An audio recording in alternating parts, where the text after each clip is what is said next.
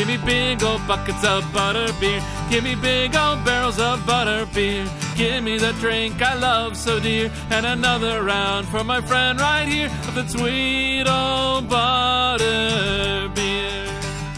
Welcome to the Three Broomsticks. We invite you to pull up a chair, grab a butterbeer, and settle in for a hearty discussion about Harry Potter.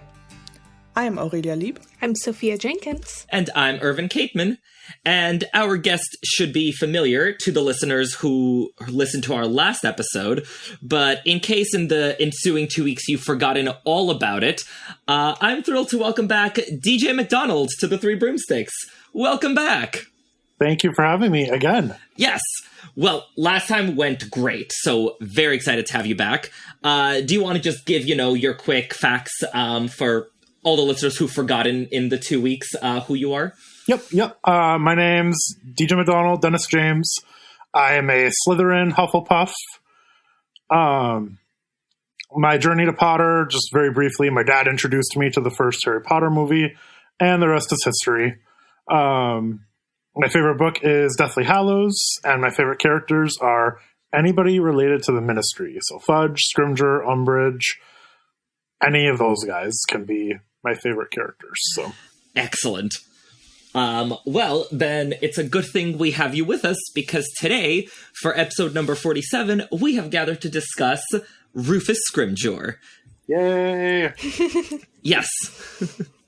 And honestly, the most recommended reading I could think of for this episode is actually the comments section on episode 14, where I believe DJ, you, me, Sam, Oreo, and Absent-Minded Raven were all just, going into it all about Rufus Scrimgeour and Dumbledore and who's to blame for what. Oh, it was excellent. It was very good. And I have thoughts. I'll save them, but I have thoughts. Well, we look forward to hearing all those thoughts, so glad to have you with us. But before we fully dive into that, huge thanks to Caroline Oberländer over on our Patreon, who bought us this round of drinks at the pub.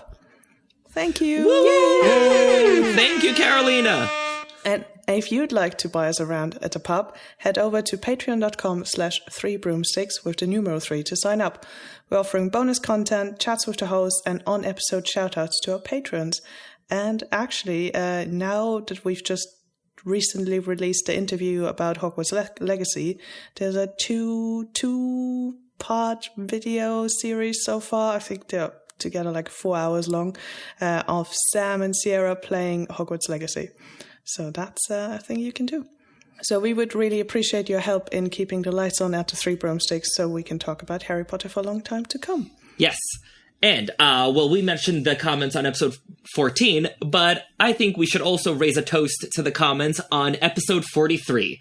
We have lost all track of which episode was when, so we're going to do episode 43 now. The episode was What If Severus Snape Edition, and we raise our glass to commenter Absent-Minded Raven, who said, "It's interesting to look at Snape's first interaction with the Marauders. They ignore him until he mentions wanting to be in Slytherin. James reacts rudely, echoing Draco with, 'I think I'd leave, wouldn't you?' But then goes back to ignoring Snape. Snape repays the favor by sneering at Gryffindor, Sirius snarks back, and animosity is established for stupid, immature reasons. Note that while Harry immediately dislikes Draco, it's because he reminds Harry of Dudley, and he's openly bigoted towards Hagrid and Muggleborns. Also, Harry's response is to want to avoid Draco rather than needle him." End comment. So I love this. I thought it was totally spot on. I, in general, love the whole, this generation is a peril to the last, but, successively improving upon the last generation. And I think Draco makes such a clear parallel for James. I've discussed this in comments on essays, across the years. And especially with the "I think I'd leave" parallelism of their quotes, it's very in your face. But I really love, again, that this shows that when animosity is established aboard the Hogwarts Express for stupid reasons, Harry's response is so much better than the previous generations was. Do you think if he had been raised by James, it would be different? Yes. Yeah, I think so too. I think that him being bullied by Dudley his whole life and being abused by the Dursleys, I think that he is much more empathetic or sympathetic. You know, I think he has more like compassion for people than James does, and is not as, you know, much of a spoiled brat. So I don't know. I think Harry and Snape are an interesting parallel in that scene of like both of them arriving at Hogwarts, like feeling maybe kind of awkward or on the outs. Mm-hmm. But Harry, of course, has his famous name that gets him, you know, positive attention quickly as well. Yeah. I think, though, that Lily would not raise Harry to be that arrogant of a person. That's true.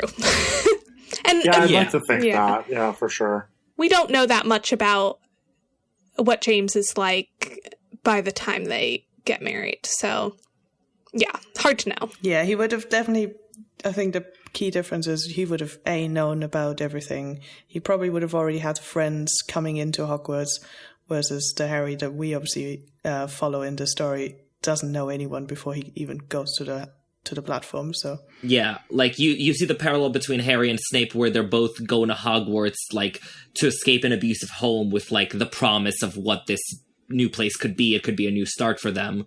So yeah, I think sort of that whole attitude so informs how Harry approaches so many things at Hogwarts. Yeah, and it would be different if he was just like another kid coming from like a perfectly comfortable home. I think he might be, you know, not totally spoiled, like not Draco level spoiled, but I think he might be more similar to Ron, where he's just like, you know, used to comforts and a big supportive family and all that. Yeah, I would see that. Mm-hmm. So the Dursleys are the real heroes of the story. No, I'm just kidding. I mean, yes. That's what we spent the entire first year of this podcast discussing. We just kept talking about the Dursleys and how they're the good guys. And now it's time to discuss how Umbridge and Scrimgeour and Fudge are the good guys. Yay! Yes, listeners, we encourage all of you to leave your most impassioned defenses of the most reviled characters in our comments, because, well, a year and a half later, it leads to great podcast episodes. But yeah, shall we get into it? Let's do it. Right. So I sort of haven't had the chance to listen to what you guys talked about last time because, spoiler and peek behind the scenes, the episode is not ready for me to listen to, so I can't. I know, excuses. But I thought it would I'm just saying, you have access to all 4 audio tracks. How hard would it be to just press play on all 4 of them and give it a listen? Be like, let me just also edit while I'm doing this. Yeah, but I thought it would probably make sense, and I sort of assume you did this with Fudge as well, to start a little bit about who the main person is that we're talking about. So sort of getting to know the not so many facts that we have about Rufus Scrimgeour. Sure. Since we know this is Harry Potter, and since we know names have meanings, always a good point to start with the name, because, some characters are called Wolf McWolf, so... Rufus is Latin for red-haired, and Scrimgeour is a Scottish clan name. It's probably originated from a nickname meaning skirmisher, so a version of escrimeur, which is French for swordsman. I kind of love that, actually. Yeah. Mm-hmm. And I think, red-haired and Scotland, that works quite well as well. Mm-hmm. Do we have any other Rufuses in Joe's writing? Sophia, you're more up on the strike books than I am. Anything coming to mind?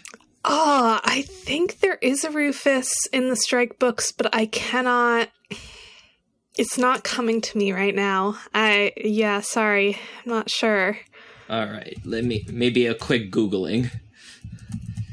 How are those books, by the way? Recommended reading? Yes. Very recommended. Very recommended. Sorry, and also recommended listening is our other podcast episodes about this.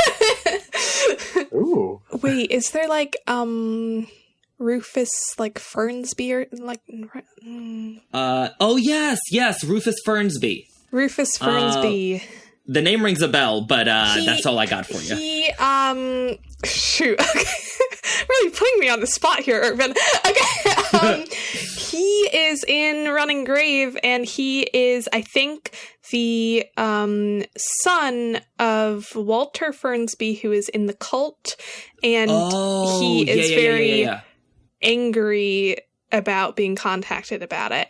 And I don't want to, give any spoilers. So, but yeah, he's definitely has a combative nature to him. So I don't know if putting me on the spot, coming up with something, red-haired people are supposed to be the stereotype is that they're angrier. I don't know. Yes. So when Joe Rowling writes a Rufus, they are always angry and combative. Exactly. There we go. Okay. Good. We've got it. We did it. Because it's true. Every single time we see Rufus, he loses his temper. Yeah. Like, he is 3 for 3. Mm-hmm. I like the swordsman thing, considering he's also an aura, which I think tracks quite nicely. Mm-hmm. Yes. Then, as I've already said, and no surprise to all our listeners because you've read those books, there's not much else we do for sure know about Rufus. We don't know when he was born, but hey, we know when he died. And that was on August 1st, 1997, because that is obviously the day of Bill and Fleur's wedding. Mm-hmm. Actually, I'm curious, how old do you guys think he is? Just like vibes. It's very difficult because now I'm immediately picturing Bill Nighy, so I'm like, right. Well, in Wizards, they're usually older than Muggles, aren't they? Yeah. Like, Dumbledore was, 150? Yeah. So, I mean, he could have been, 80s, 90s, Oh, interesting. I was thinking of him 50 or 60, but... Yeah. But it's hard to know because, Wizards age differently, what that... maybe 50 or 60 for us is the equivalent of 80 or 90 for them, so I don't know. Yeah, and it's hard, too, to picture, I keep trying to think of, not the actors, but I keep picturing the actors and how old they approximately were in the movies, and it's just not... I highly recommend not watching the movies to take care of that problem. That is one way to solve the issue, I suppose. Yeah. Actually, for Rufus Scrimgeour, I don't think of the actor at all, because I don't think he looks anything like the description of him. That's Agreed. fair. Yeah. I literally just had this debate at work about the Harry Potter movies. Let's not. I think, though, if we go by, our Muggle expectations of how long does it take you roughly to rise to a certain position in, your job... we can rule out that he's probably not super young. Yeah, I'd say sort of at least 40. Yeah, I'd say he's not super young. I would also say, if he was the head of the R department, I kind of doubt that he was that old either, because I assume at a certain age, you kind of lose some of your reflexes and your ability to, fight, dark wizards. Yeah. So... yeah, you'd want a desk job. Do you think Aurors have a mandatory retirement age? Interesting. I could imagine, you go into, more desk work or something, or... Right. Yeah. Right. You move no to, longer in a the desk field. job. Yeah. Yeah. I want... I'm watching SVU for the probably 10,000th time, and I just want a story of Olivia Benson as an Auror, I just want that. I want that TV show. All right. We'll have a Law and Order crossover episode. Gosh. I really did not know we had such a huge crossover with that fandom among our listenership, but apparently. But, well, actually, also talking to the age thing, if we get into his physical description, it does mention that his hair is tawny with streaks of gray. So, I mean, people can go gray fairly young, but again, he's no longer 20. Yeah. Right. Yeah. And he's probably not 100 either, or he would have all gray hair. Yeah. I think at least 50 is probably, probably fair. There's also something to be said for the fact that I feel like in wartime, the wizarding public wouldn't want a 100-year-old minister for magic. They'd want someone younger and energetic. I think they would have made an exception for Dumbledore if that was a possibility. Well, yes. Yeah. Give us someone young or Dumbledore. Yeah, that's fair. But I see him as definitely older than Fudge, so I don't know how old we know Fudge is, or... Oh, really? Oh, I would have yeah, actually gone the other way, I think. Same. Really? You think Like- he's younger than Fudge? Yeah. I mean, I'd say they're about peers, in my mind, but if I had to guess, I'd say Fudge is older. I agree. I just, like, the way he's described just sounds older than Fudge. Like, Fudge seems like a kind of young, buoyant, like, I don't know, he's just, like, he gives off young vibes, let's just say, and Scrimgeour gives off, like, old, like, you know, been through more stuff kind of vibes. I think Scrimgeour is more hardened than Yeah. Fudge, but I mean, Fudge wasn't an Auror, and Scrimgeour was. Well, I guess I don't know. I don't think Fudge was an Auror. No, I don't think so. So, Yeah, Sophia, are you thinking of canonical Fudge or hot Fudge? What? I'm thinking of canonical Fudge. Jeez. Oh, I can't wait to listen to that episode. So we never, I don't think, get a description of Fudge's hair color. But like maybe it's just because Scrimgeour is specifically talked about as having streaks of gray in his hair that I just, like, when I read his description, I was like, he sounds like an older man. And when I hear Fudge's description of, like, he's in a pinstripe, like, He's always wearing a hat. suit and a lime green bowler hat, and, like, that sounds like a younger man. It just, the way they're described, I don't know. All right. Question for the listeners. Listeners, which minister is older? What do you think? Because, I mean, yeah, we really have no way of knowing one way or the other. Yeah. I find it interesting that his eyes are yellow, because I immediately sort of picture like a bird of prey owl whenever someone's eyes are described as yellow. Because it's like not really an eye color that we have. Yeah. Maybe in the magical world it is. Yeah, I'm trying to think. Who else is described as having yellow eyes? Madam Hooch, right? Yep. Yeah. Yeah, I think so. And aren't they like hawk-like? Am I Yeah. dreaming this up? Yeah. Yeah, so I think it's the two of them. So, yeah, maybe, like, they're meant to be intense or something. I think we're just 'Cause, supposed I to mean- ship them. Rufus Scrimgeour, Oh, for Madam sure, for Hooch, sure. Yeah, Yeah. just why not? Scrimhooch? Yeah, Is that how it works now? It's like you just go by eye color? Yes. Or maybe they're related. Oh. Ooh. Oh, then we shouldn't ship them. Yeah. yeah, that might. Maybe not. It got weird. Yeah. But aside from his weirdly colored eyes, he's described as having leonine hair. No. I think it should be hair. Hair? He's described as looking like an old lion. Yeah. Basically. Old being the keyword. Sorry. Sorry. Go on. It doesn't say that he is older than Fudge, though. Yes. Yeah, No, I know. yeah. Whereas Fudge would be described like a young lion.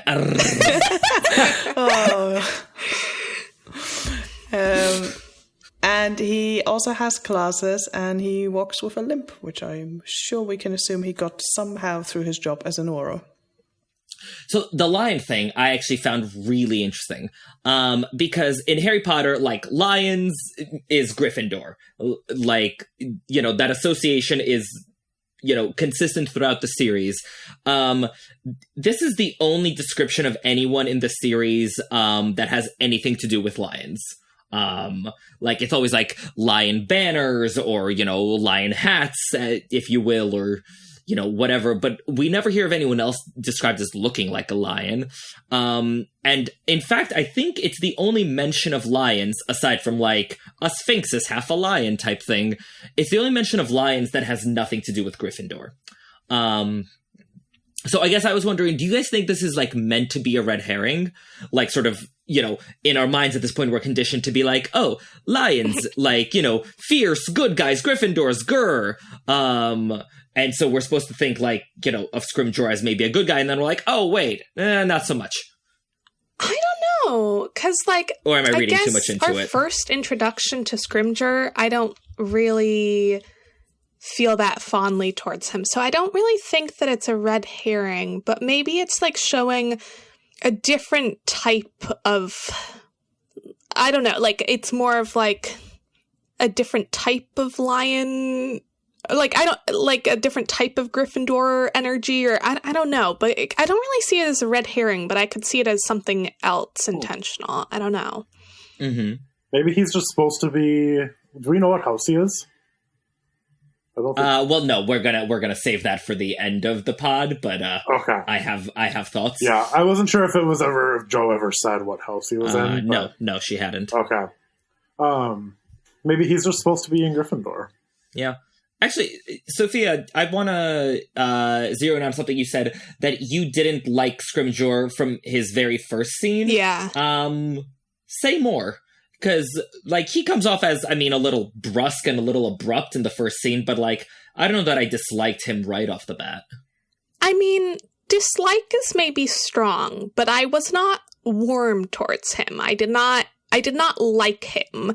I thought he was rude. I thought he was condescending. I thought he was condescending to the Muggle Prime Minister. Yes. And I didn't take that very well. I was like, this is part of your job, and like part of your job is to like treat this minister with respect and actually like treat him as an equal and talk to him and get to know him and all of that, and you're just treating this as below your notice. And yeah, he even passes it off to Fudge. Like, yeah, there's just the sense of like, oh, these Muggles, like, I don't really care about them. Like, yes, I'm supposed to keep them informed, but like, I don't see him as actually caring about bridging that gap between wizards and Muggles. And that, you know, given all the anti-Muggle rhetoric throughout the books by people that we aren't meant to like, I think it made me sort of like, like he seems not great. Yeah. I can get behind that. I was always unsure about the whole Fudge was sort of, you know, rightfully dismissed from his position. And then it's like, we'll just give him the like liaison with the Muggle Prime Minister. It's almost like, is that a cruel thing to do, or did like Fudge beg for a job, you know, something to do, keep him, you know, useful? So, but yeah, he definitely doesn't, like Scrimgeour definitely doesn't seem like he cares too much about the Muggles in all of this. But then maybe it's almost his like aura focused in type. We need to fight this war, and this war is in the magical world, so this is where we need to focus our energy. But the thing is, we start that chapter with all of these reminders that it's not just in the magical world, like that these Muggles are dying, that the Muggles are scared, and, you know, and that he doesn't even take the time to really acknowledge that this is a Muggle issue as well as a wizard issue. And yeah, I think that's done very intentionally, that when we're first introduced to Scrimgeour, it's like, yes, he's taking the war seriously, but like not, I don't know, like not in a way where he's actually thinking about the human lives that are being affected by it. And we see that come later with Stan Shunpike and stuff, that he doesn't really care about the individuals, and he just cares about, I mean, partly looking good, but also, you know, the overall picture. He doesn't really think as much about how individuals are being affected. Yeah. And also, like, to your point, the one through line in every appearance we see by Scrimgeour is his condescension. Yeah. Like, that is kind of his, like, default mode, is condescending towards everyone. And it's not a good look. Yeah. So actually, going back to your lion point, I mean, lions are often, you know, shown in a very positive way in Harry Potter, but like, I think there is the sort of also like lions as being sort of like king of the, you know, pride or whatever, you know, that like of a male lion, an older male lion, like that, you know, there might be some of that, like, that he thinks he's better than everyone else, and that he kind of expects everyone else to sort of look up to him. I don't know. Maybe I'm stretching, but like, I think there are some other associations with lions that could be pulled in here. Yeah. And we've pretty much already talked about this. The jobs that we know he held is obviously he's minister, because that's when we, as a reader, get properly introduced to Scrimgeour. He's not minister for very long because, as I've already mentioned, he dies. Just saying, minister for longer than Pious Thickness, okay? True. And before that, he was head of the Aura office at the ministry, and we can assume, I think, that he was an Aura before he was head of the Aura office. So, do you think he joined the ministry right away after Hogwarts? I always wonder with Probably. the Aura training how long that actually takes. If you know, if your name's not Harry Potter and you did not just win the biggest fight ever, so you could actually just genuinely be that it takes like another 3 years of like trainee to become an Aura out of after school. I mean, yeah, isn't that what we hear about in career advice? That it's like several years of extra study and all that? Yeah. I'm curious what exactly that looks like. Is it like college? Is it... Yeah, I'd love to learn more about that. And I'm assuming that like healers have a similar thing. Like they don't just start at St. Mungo's. Yeah. Like I want to know about wizarding post-secondary education. That's a separate episode, but... McGonagall says, Aura training takes a further 3 years, a lot more study after you've left school, and those aptitude tests and so on. So yes, it's like sort of a 3-year apprenticeship, it sounds like. Yeah. Makes sense. You would sort of assume, unless you start your own job, that in most careers you do some sort of apprenticeship type level of work. Because even if you were to start in another department of the ministry, I would hope there's some sort of apprenticeship style going on. I don't know. Percy Weasley just jumps right in. Yeah. But then he's only dealing with cauldrons, so... Yeah, they're like entry-level positions for those, for things where it's more like you're just dealing with... Hey, dealing with cauldrons is important, otherwise the market will be flooded with flimsy, shallow-bottomed product that is no good for anyone. No, well, not good for for Britain. Shallow bottoms. There was definitely a bit of that going on. No, we only want thick bottoms. Exactly. With 3 C's at least. Anything but that. And then the last thing I could find about Rufus Scrimgeour as part of his introduction as a character is that there is a possibility he's related to Brutus Scrimgeour. It's not confirmed by Rowling or in any other material, but the surname is not very common in Britain, so it is likely. And if you are wondering who Brutus Scrimgeour is, he was a former headmaster of Hogwarts. Yeah, I mean, I'd say heavily implied. Yeah. Also, the name Brutus, I don't know. I feel like that says a lot on its own. I was going to say. Yeah. I mean, we know several Brutuses, because there's also a Brutus Malfoy, and none of them come off very well. Yeah. Well, the Ides of March. Beware. Indeed. So, as I've said, we can assume he joined the ministry as an Aura, because I don't think you can become head of the Aura department without being an Aura before. And spent his life fighting dark wizards.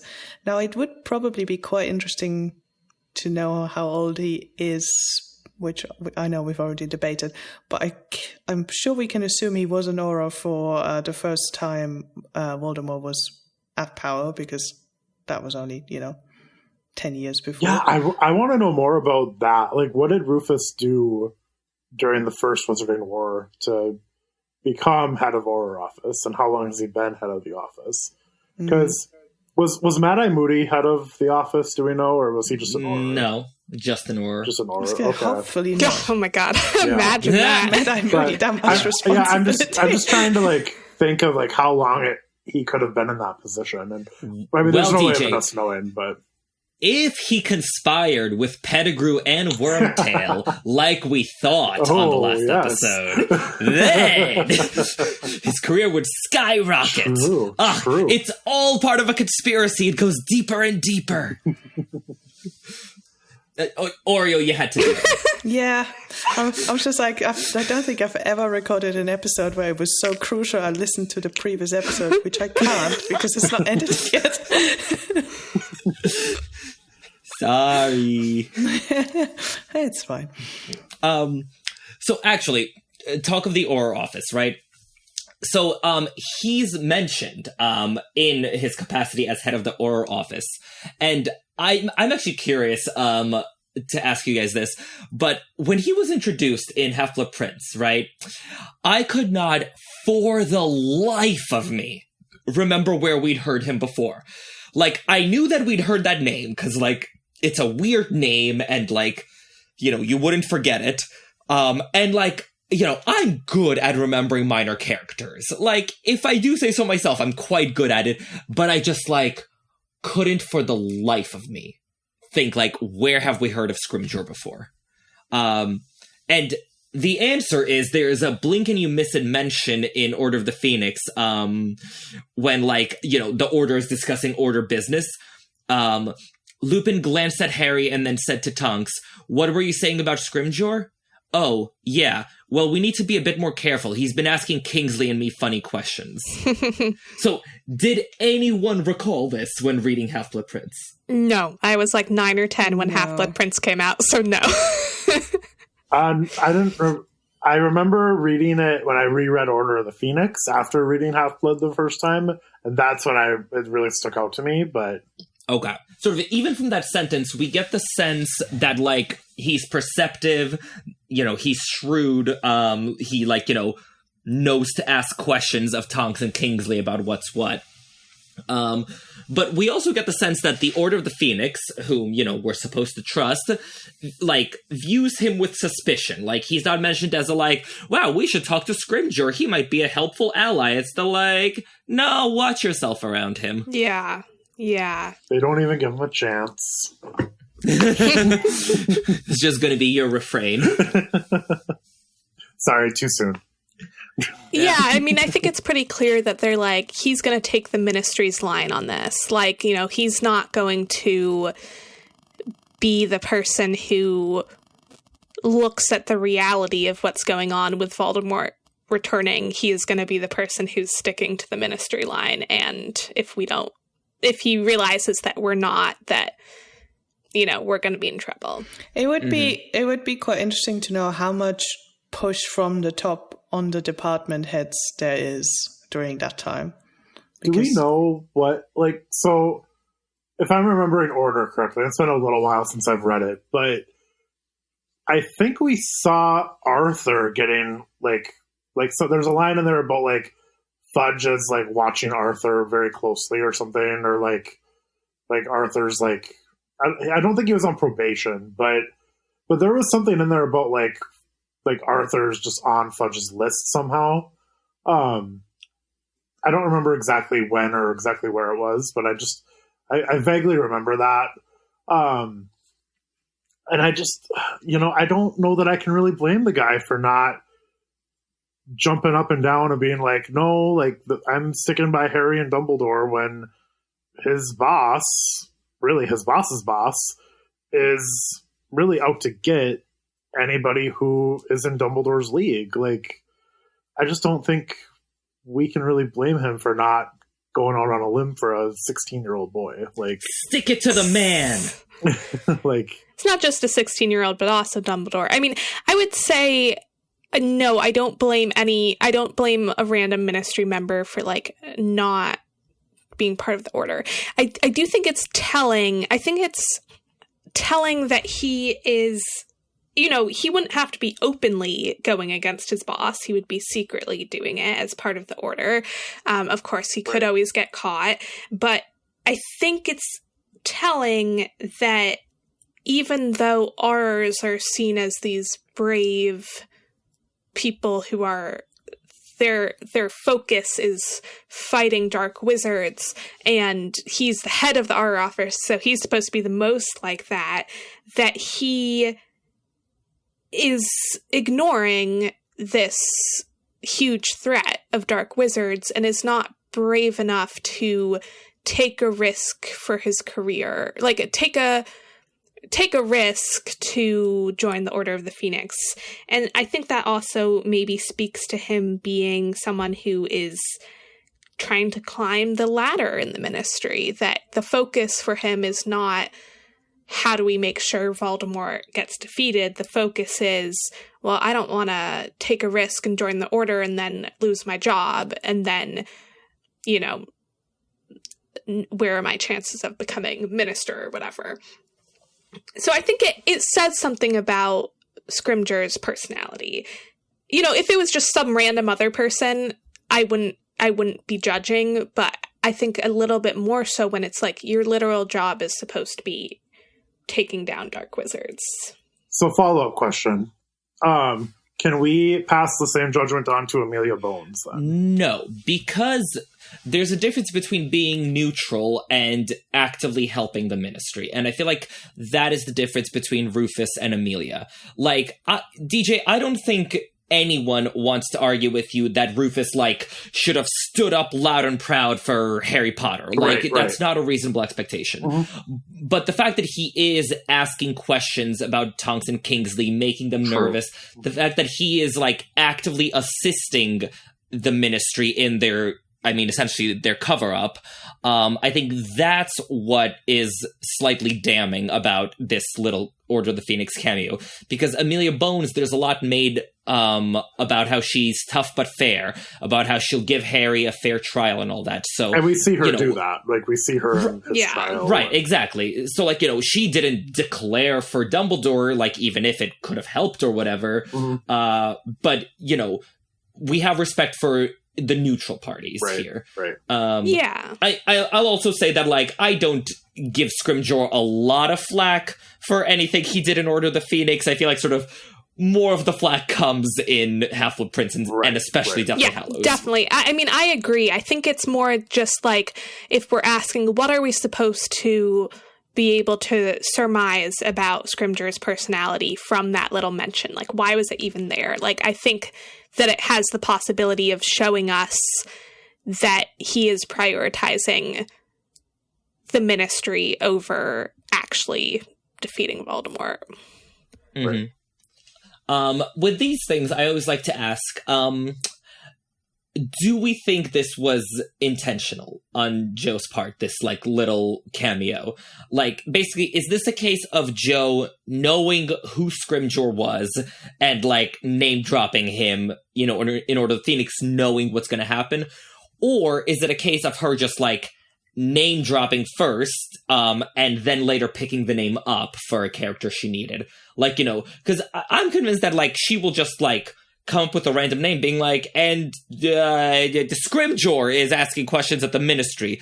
And then later on, she could be like, oh, I need a minister who's going to be unhelpful. Oh, Scrimgeour! I pretty strongly in this case believe that this was planted intentionally, because I think that, or I mean, okay, obviously I don't know, but I think the reasons I think that would be, one, I think she knew that Fudge was not going to be minister after this year. Oh, for sure. So she knew that she would need a new minister. And I think it would be obvious for her to think, well, who would they want to be minister during wartime? Probably the head of the Auror office. And it's pretty clear here, even though it's not said that he's the head of the Auror office, the fact that he's asking Kingsley and Tonks specifically, it makes it pretty clear that it's someone in the Auror office. So I think all of those things were picked intentionally in this case. I agree. I'd agree with that too. Yeah, I think having seen the level of detail that she planned Order of the Phoenix, I would go with that as well. Whereas having seen the level of detail she didn't plan in Order of the Phoenix is the reason I ask. Because I'm actually part of an essay anthology coming out at the end of the year called The Phoenix and the Flame. Like, with essays all about the Order of the Phoenix outline. So, like, I've been thinking a lot about it, and, like, there's a lot that changed.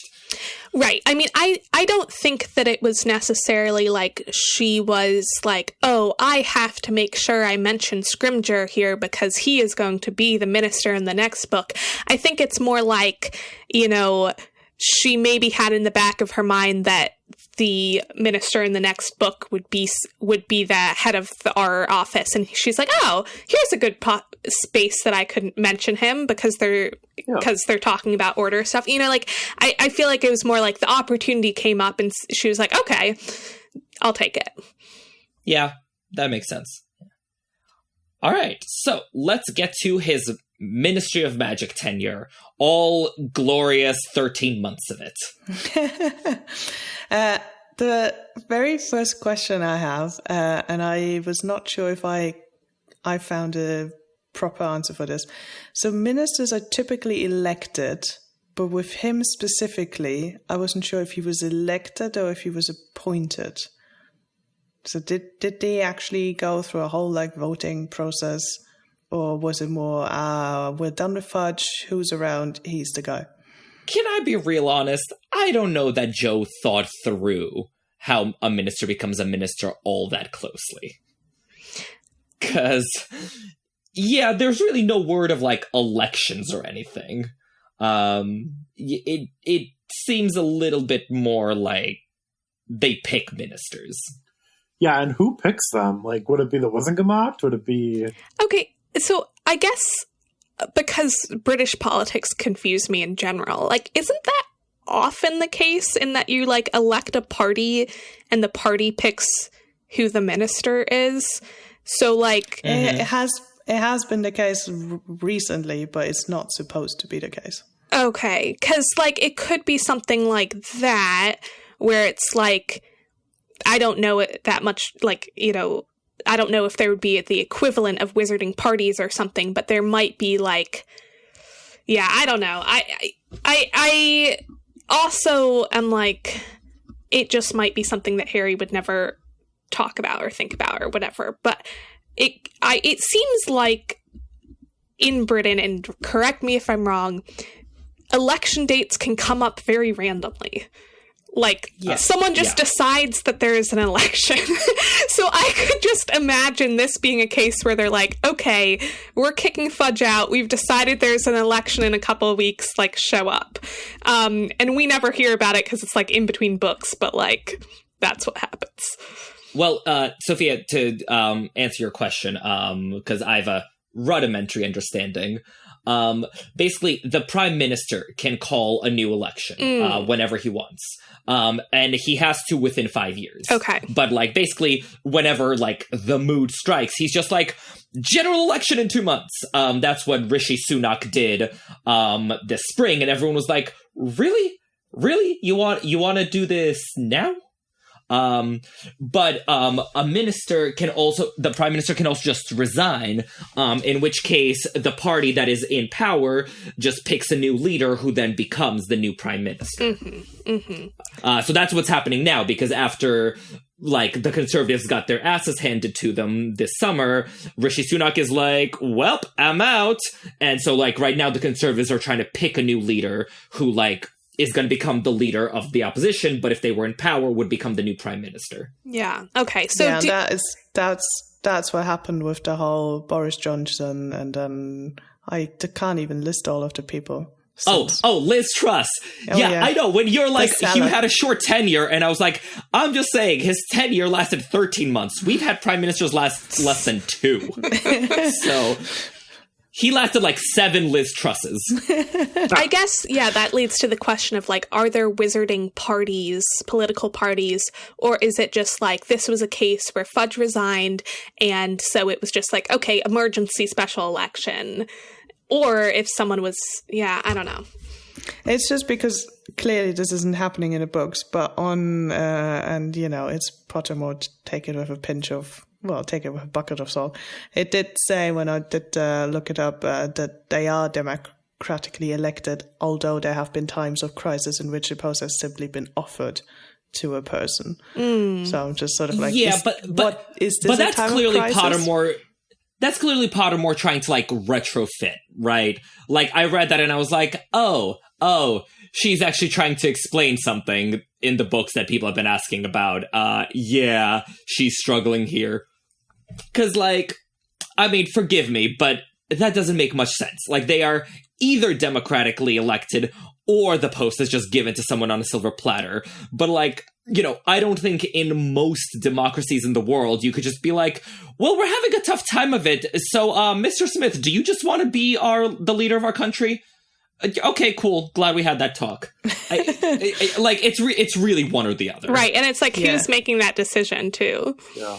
I remember when I first read the books, I was under the impression, because we see, like, Fudge gets sacked at the start of Half-Blood, and it presumably was going to go to Amelia, but then she died.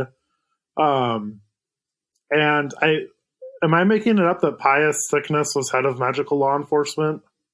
No, he was. He was. Okay, so, like, I was always under the impression that it went, like, if the minister dies or can't do it, it goes to head of magical law enforcement. And then if they can't do it, it would go to head of our office, but... I don't think that's necessarily true. I don't think it's like a line of succession thing. Right. I think it's just more that in a time of war, like, sort of the natural successor to a Minister of Magic is the head of magical law or the head of the Auror office. That kind of... Yeah, that's how I always read it when I was a kid, but yeah. Right. So I guess the question is, do we think this is a case where it was handed to Rufus Scrimgeour just a very quick election? I think it could go either way, but yeah. So actually, I think we were going to talk about this later, but we may as well. I think we had a debate in the comments on episode 14 of whether Scrimgeour wanted to be minister or whether he was kind of voluntold that he should be minister. So I'd like to get your guys' readings on that, because my perspective on it was always that, like, he thought he was the man for the job. Like, he thought that, you know, I can be a good minister, I can be an effective minister, like, you know, I can be the hero we need right now. And so he, like, wanted to become minister for that. Because, like, we don't see him, like, reveling in the office the way Fudge does, right? But, like, he also doesn't exactly seem reluctant to wield the power of being minister. Yeah. So that's my read on it, but what about you guys? I guess I would say, I don't see him being much of a politician. So, like, I'm not sure if, like, during peacetime he would be people's choice. Like, I don't really see him as, like, because, I don't know, he's not very good at the sort of talking nice, like, he's really bad at that. Like, the things that Fudge is good at in terms of, like, coming off as likable to people, Scrimgeour is not good at. So, like, I just don't really see him as being a politician in the same way that Fudge is a politician. Right. So I think it's more like, during a time of war, he knew that people would be able to rely on him and would see him. Yeah, I think, like you said, Irvin, I think it's like, but I would add in, I think it's mainly, because it's wartime that he's successful, because I think if it was peacetime, people would really dislike him. Mm-hmm. I mean, people dislike him even in wartime. I mean, that's true, but I feel like the general public seems like, I mean, we don't get a sense of really what the general public thinks, but at least what Dumbledore says is, like, you could see why he would be a preferred minister to Fudge during war. And yes. I think that that's the sense we get, is that the general public is like, ooh, I can sleep better in my bed at nights knowing that Rufus Scrimgeour is in charge. Whereas during peace, they'd be like, oh God, that guy, like, he has such bad temper and he's so, like, aggressive. And I don't know. I think they would just, like, really dislike him. Mm-hmm. Yeah, I struggle to think of, and I mean, this is just a whole can of worms that we're going down here, but I struggle to think of a situation where they're not in a time of war. Like, if Fudge had decided to step down at the end of, like, Sorcerer's Stone or something, I don't feel like Scrimgeour would be the one to try to become minister. Like, I don't think he would put his name in for consideration.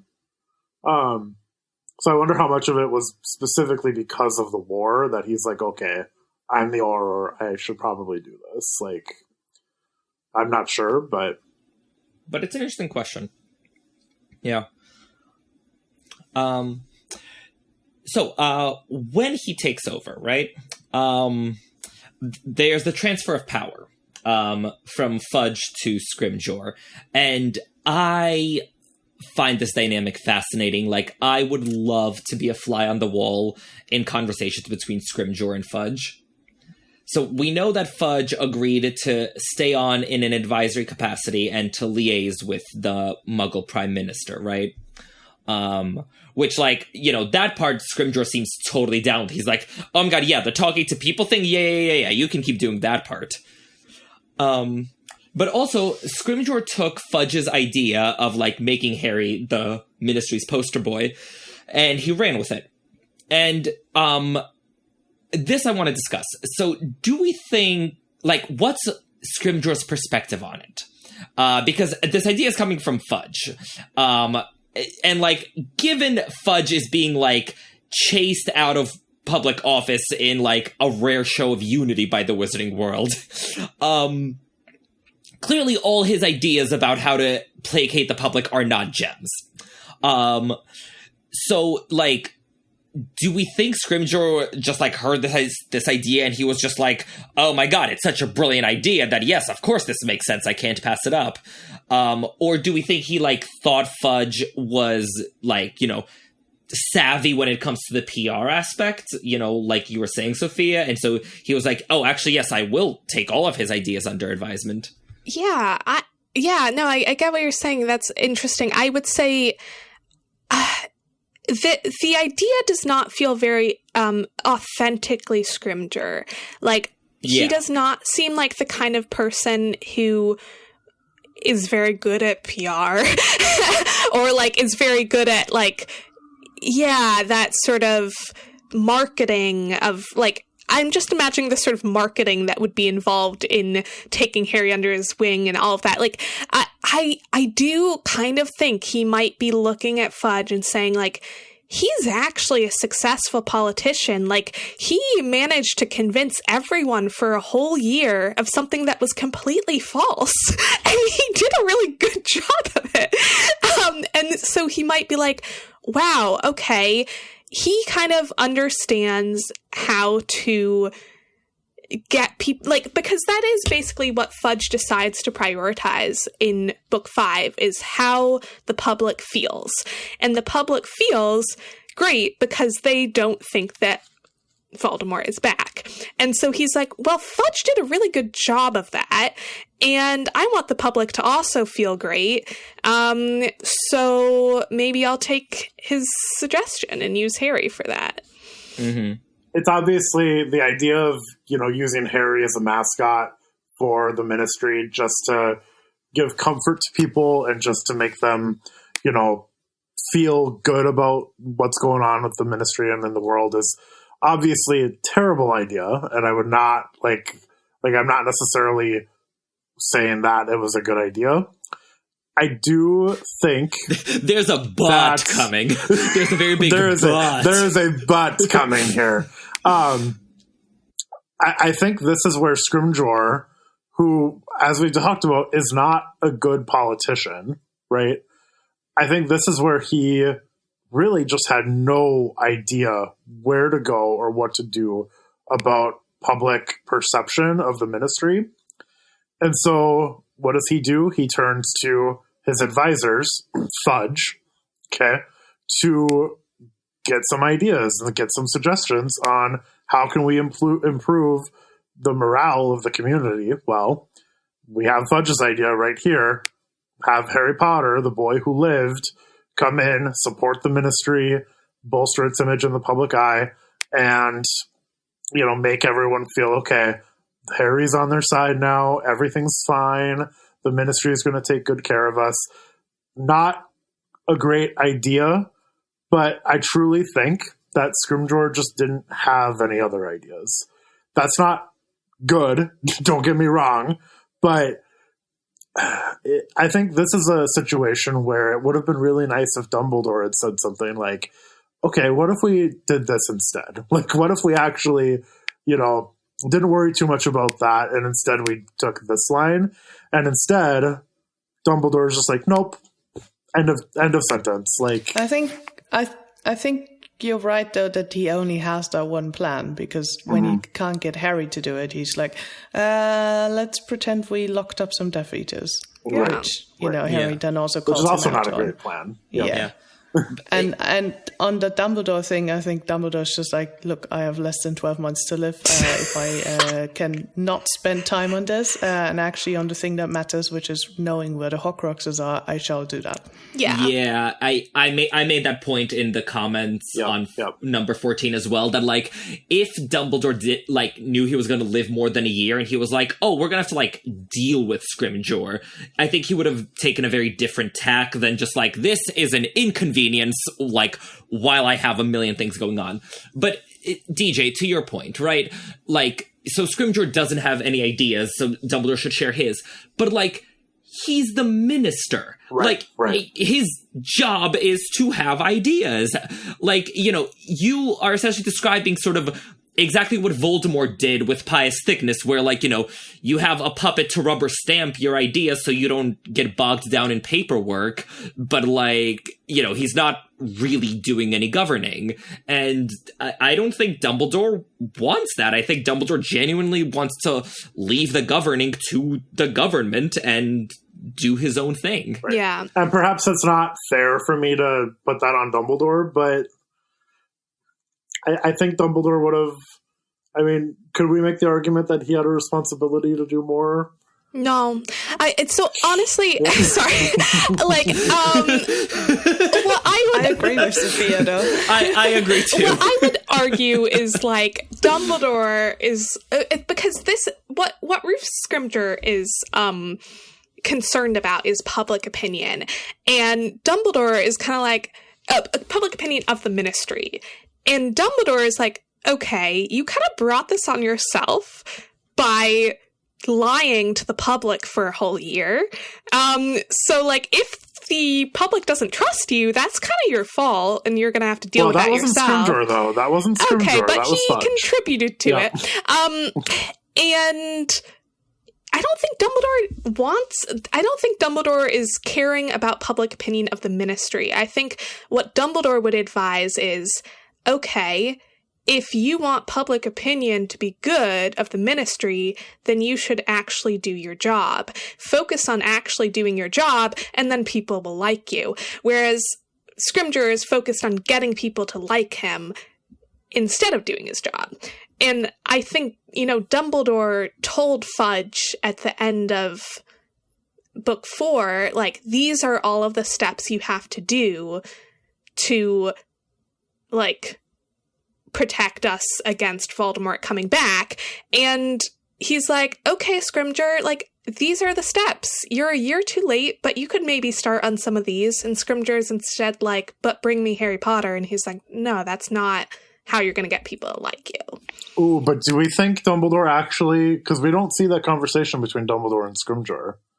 And I'd love to. Yeah, but maybe not. But, like, either way, I think that it's kind of too late for some of those steps. So he's like, right. You gotta figure it out of, like, how to do your job. Like, you are the head of the Auror office. Like, you should know how to fight dark wizards. So do what you do best, which is fighting dark wizards.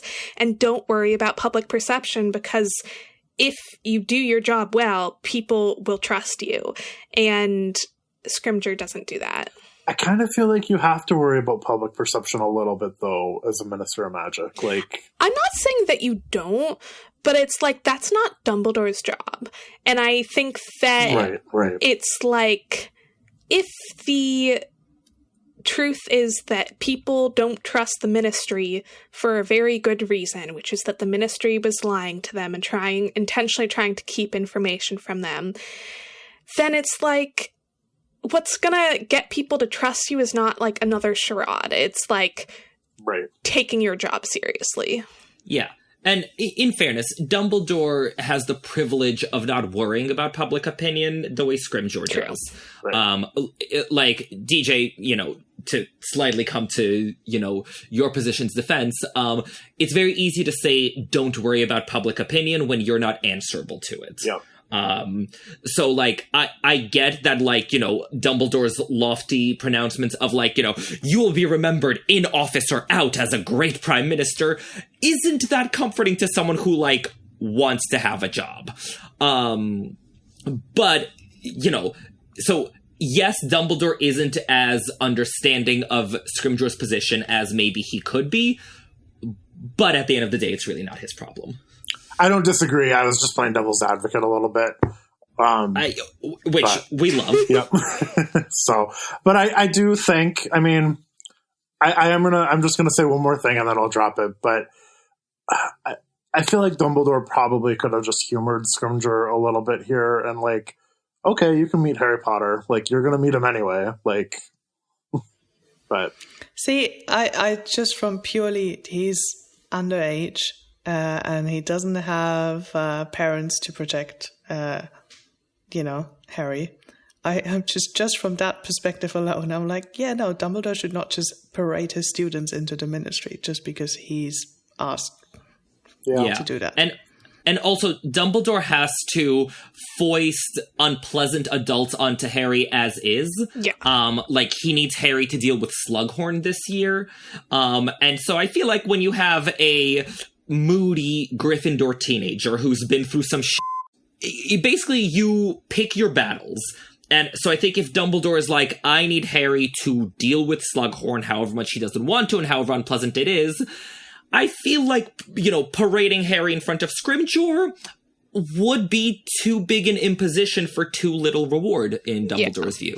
And I think that Dumbledore would know that Harry would feel betrayed by that. Would be like, after everything that the ministry did last year, you really want me to go talk to Scrimgeour about being their poster boy? Like, no.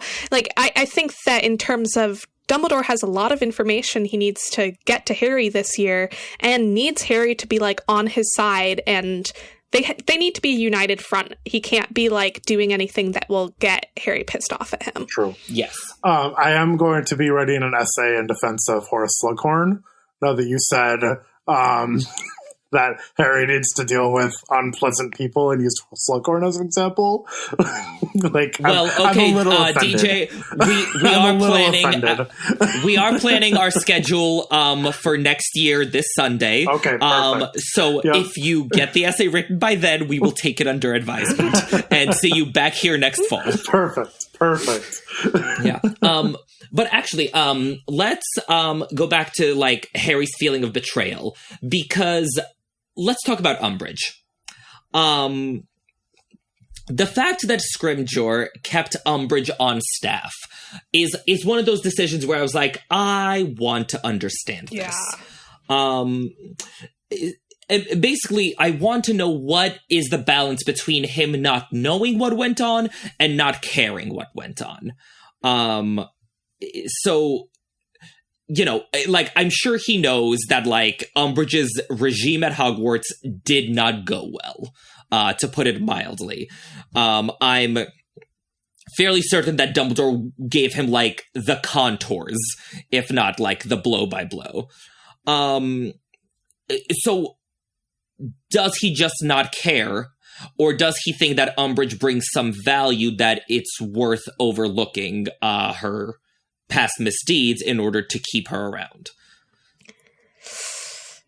And, like, you know, I guess the best argument in favor of the latter would be that he thinks Umbridge has insight into how to handle Harry Potter.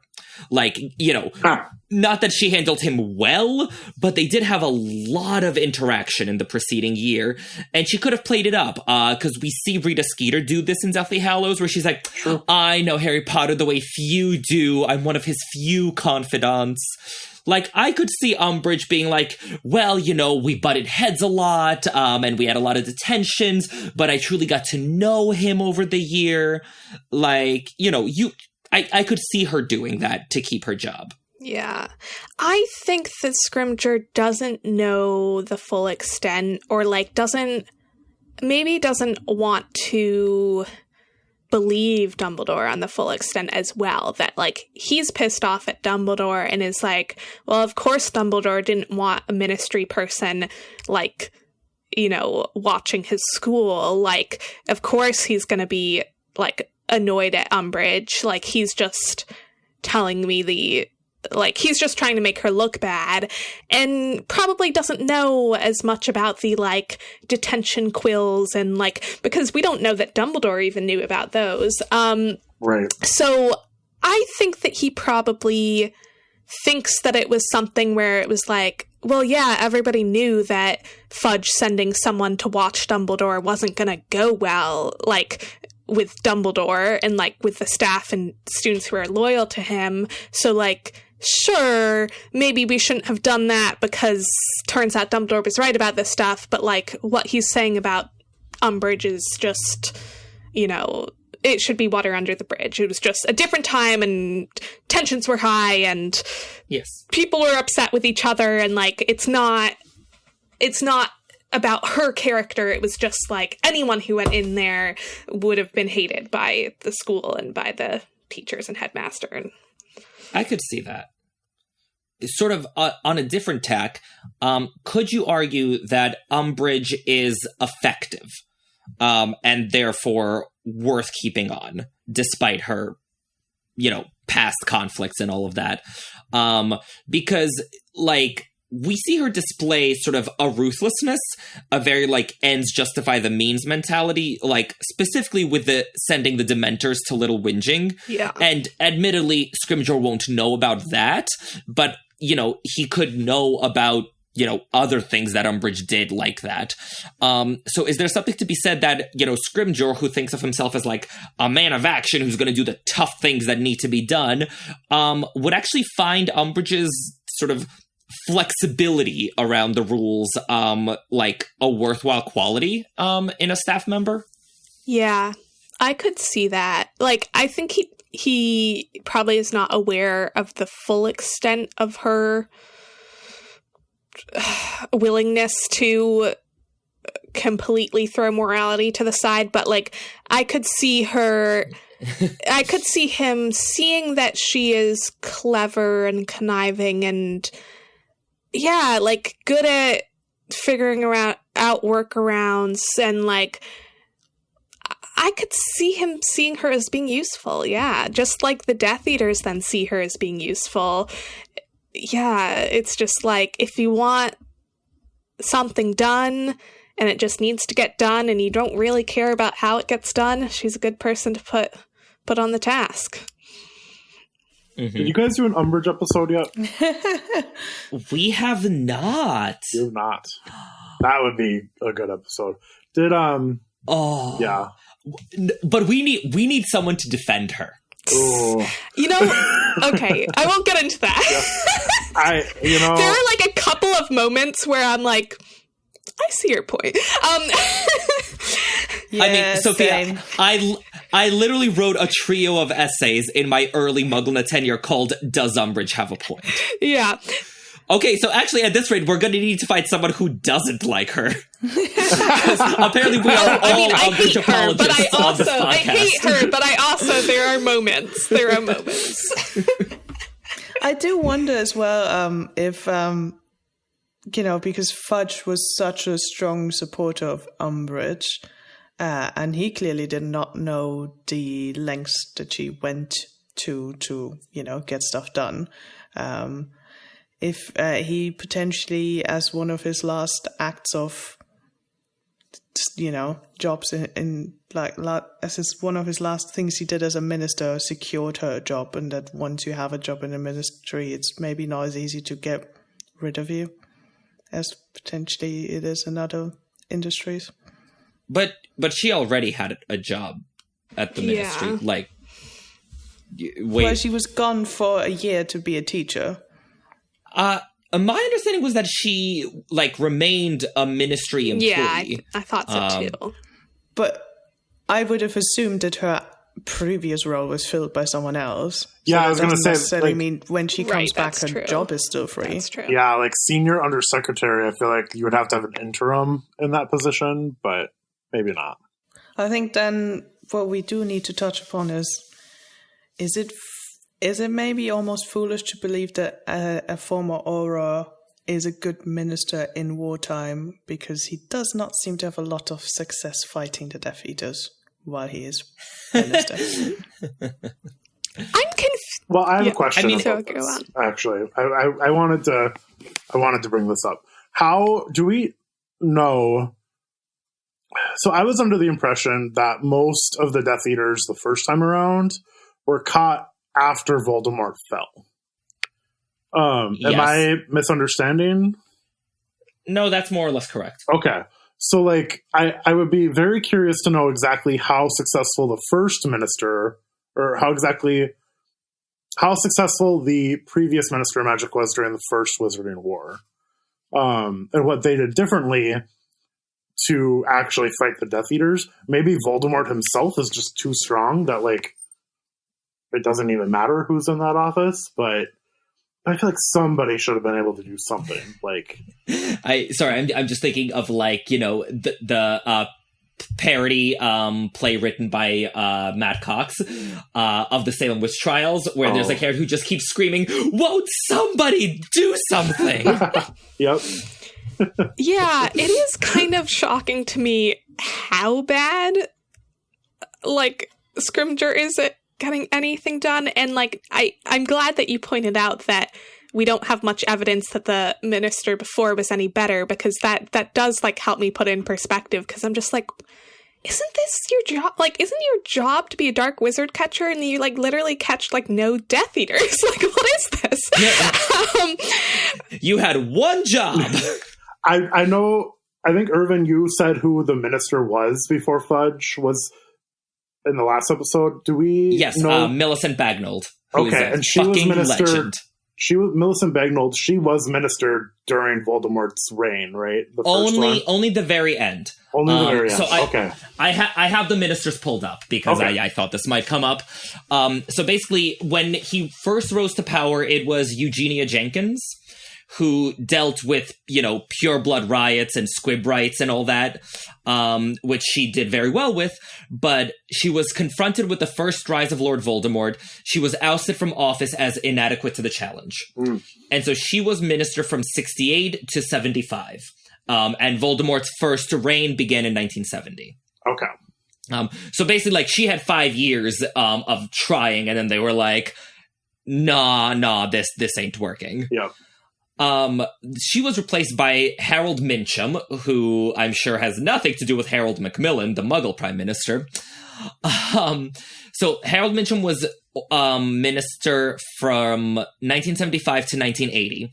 So seen as a hardliner, he placed even more Dementors around Azkaban, but was unable to contain what looked like Voldemort's unstoppable rise to power.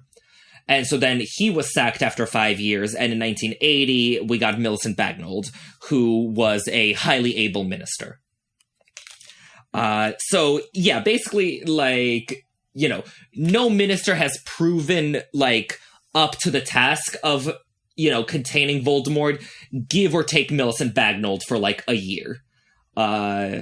So, yeah. Like, it's not that Rufus Scrimgeour is, like, uniquely bad at this, but he's no better than the rest. Yeah. I mean, personally, I feel like if I were minister, let's just say. I would vote for you in a heartbeat if it were a democracy. Thank you. If I were minister at that time, I think if the past record has shown really hard to catch Death Eaters in the act, which I kind of get, because, like, with all of the magic, like, if you're good enough at magic, you can get away with things very easily, I would imagine.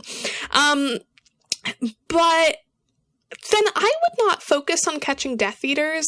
I would focus on putting protective enchantments on as many homes as possible. Like, that would be my focus, is I would get, like, as many people in the ministry who are competent at protective enchantments, and just, like, go to every single wizarding home, like, and do basic protections against Muggle homes as well. Like, just, like, try to minimize the damage that Death Eaters can cause would be my first step. Whereas they just seem to be, like, wandering around being like, is there a Death Eater here? No, okay. And telling normal citizens, like, you should put these protective things in place at your home, instead of being like, okay, we have people who are specialized in doing this. Let's send them to protect you. I don't know. I hear what you're saying, but first of all, there's 20 million homes in the United Kingdom. So, like, you know, even the Muggle homes does not seem like a reasonable task for a Ministry of Magic. And, you know, to the other point, like, you do have to play some kind of offense. I'm not saying you don't, but I'm just like, I just don't see them doing the kind of defense that I would do if I were minister. I feel like you would have to get a volunteer force in place, like, try to, like, get people in every county to, like, put as many enchantments on the homes around them as possible. Like, you know, he doesn't do much mobilizing of the public.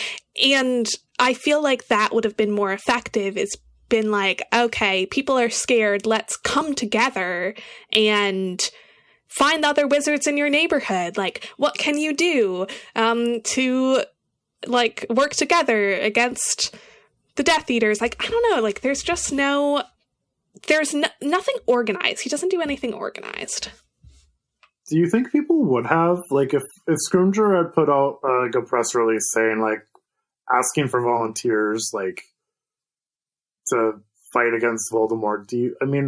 I was under the impression that people were just terrified. Like, I don't know that would get much traction unless, I guess the Ministry could pay them, but then A, that's a lot of money, and B, that's not, like, I don't know that would even offset the fear. You know what I mean? Like, I think people are more scared of Voldemort than they are. And maybe, if everyone did that, sure. But, like, I just don't know that everyone would do that. It's an interesting, like, thought, though. I like that. Yeah. I don't know. I think if I were minister, and God, I don't want to be in this Neither scenario. Would I, to be clear, but yeah. Right. I think I would be like, let's try to take out some Death Eaters. Because I think even Fudge has this line where, like, you know, Lord Voldemort alone and friendless is one thing, but give him back his most fierce supporter, and hits the fan. Yep. I think, you know, assuming you can't actually do anything about Voldemort, I think you have to cut off the Death Eaters, because, even Voldemort can't be in 12 places at once. Yeah, but what's your plan for doing that? Because clearly Scrimgeour didn't do a good job, like... Well, you know what? I'm going to plan this like a Gryffindor. Step 1, we're going to round up the Death Eaters. Step 2, we're going to do it together. And step 3, we're going to do it now. And I've now thought of everything. This is a perfect Gryffindor plan. Yay. This might be a good time. I'm going to plug my fan fiction again that I plugged last week. But do it. Yeah, in my fan fiction, I actually have... So the fan fiction, if you didn't listen last week, is the story of what if Fudge believed Harry and took action at the end of Goblet of Fire and actually followed Dumbledore's recommendations. And one of the things Fudge does is he actually instructs the Department of Mysteries to make a weapon. And this weapon is designed to take away a wizard's magic. Oh. And his goal is to turn Voldemort into a muggle. Okay, I don't want to spoil anything else because I want you to go read the fanfic. But is that a perfect plan? You'll have to read and find out. But interesting. So that would be my idea. So yeah, I just think that, like, when you have magic, like, and if you don't know where the Death Eaters are going to attack next, like, what are you going to... Like, how are you going to know how to find them? And, like, obviously there are certain people who you kind of, like, know are Death Eaters, but, like, a lot of those actually got caught and put in Azkaban at the end of the 5th book. So, you know, I don't know. Wouldn't it be the easiest to, like, reverse the, completely the taboo? So everyone who says the Dark Lord, you just pop up and see, are you a Death Eater? Probably. No. Interesting. No, because people could say dark or lord. Like, Yeah, well, you don't have to immediately start shooting death curses at them. You could just come to the person who said it and be like, right, are you a Death Eater? it's a question of numbers. Like, if you have finite ministry employees and they're all trying to round up Death Eaters or chase Dumbledore or whatever you have them doing, like, you can't send them off to every other wizard family whenever they have a conversation at dinner. Like, I think the taboo seems like, such a perfect fix until you think about sort of the logistics of how many people there are and how many conversations are being had. Okay, how about this? Still, if you only went to every 10th or so, you would still be doing more than just clean up after stuff happened. How about this? You go to the Death Eaters that you caught in the Ministry at the end of Book 5. You give them all Veritaserum. You ask them to tell you every single piece of information they know about all Death Eaters, all of Voldemort's plans ever, etc., etc. And there's enough of them that even if each one doesn't know that much, you bring it all together and then you have like a ton of intel and you use that to take down the Death Eaters. Why didn't he ever try to send an Auror in undercover to like join the Death Eaters? Now we're thinking. Yeah, like have Kingsley be like, I don't know, not Kingsley, but like have someone in the Auror office go, Dawlish or whoever, go ask Voldemort to join him. Like, not Dawlish. No, but whoever, but probably not Tonks either, but like... Well, I feel like we're suddenly seeing the problem if it's not this one and it's not that one. Right. Well, I think part of the problem is also they have to be really, really good at legilimency, and like only Snape has really shown himself to be that good at legilimency that he can... at occlumency is what I meant to say. You have to be really good at occlumency, and like Snape is able to lie to Voldemort and not have Voldemort know, but I just don't think most people can. And like, it's not like occlumency is something that's taught at Hogwarts either. So like, I just don't think that your average person could do it. But do you think an Auror should take occlumency lessons, like, as part of their training? They might. They should. Yeah. And they might, but like, you have to be really, really good. Yeah, I mean, it's Voldemort we're talking about, but... Also, how easy is it realistically to become part of the inner circle of Voldemort? Yeah, that's like a matter of years, I imagine, not months. So like, first you need to teach someone occlumency without anyone being suspicious about why you're teaching them occlumency so hard. Then you need to like assign them this job and like pay them and like deal with security and all that without anyone knowing what's going on. Right. And then you need to wait years for them to actually get anywhere. So like, I honestly, for all we know, this could have been underway. Yeah. And we just never saw it come to fruition. Well, and at some point Voldemort would make you go kill somebody, and like, yeah, that gets tricky too. Mm-hmm. Just send Olivia Benson in there. Perfect. Yeah. Gosh, I'm so glad I'm not Minister of Magic. True. Ugh. Yeah. Even writing a fan fiction about it as though I'm a competent minister, like it's so hard. And I can definitely see why Joe needed the ministers to not be competent, though, because but anyway. Mm-hmm.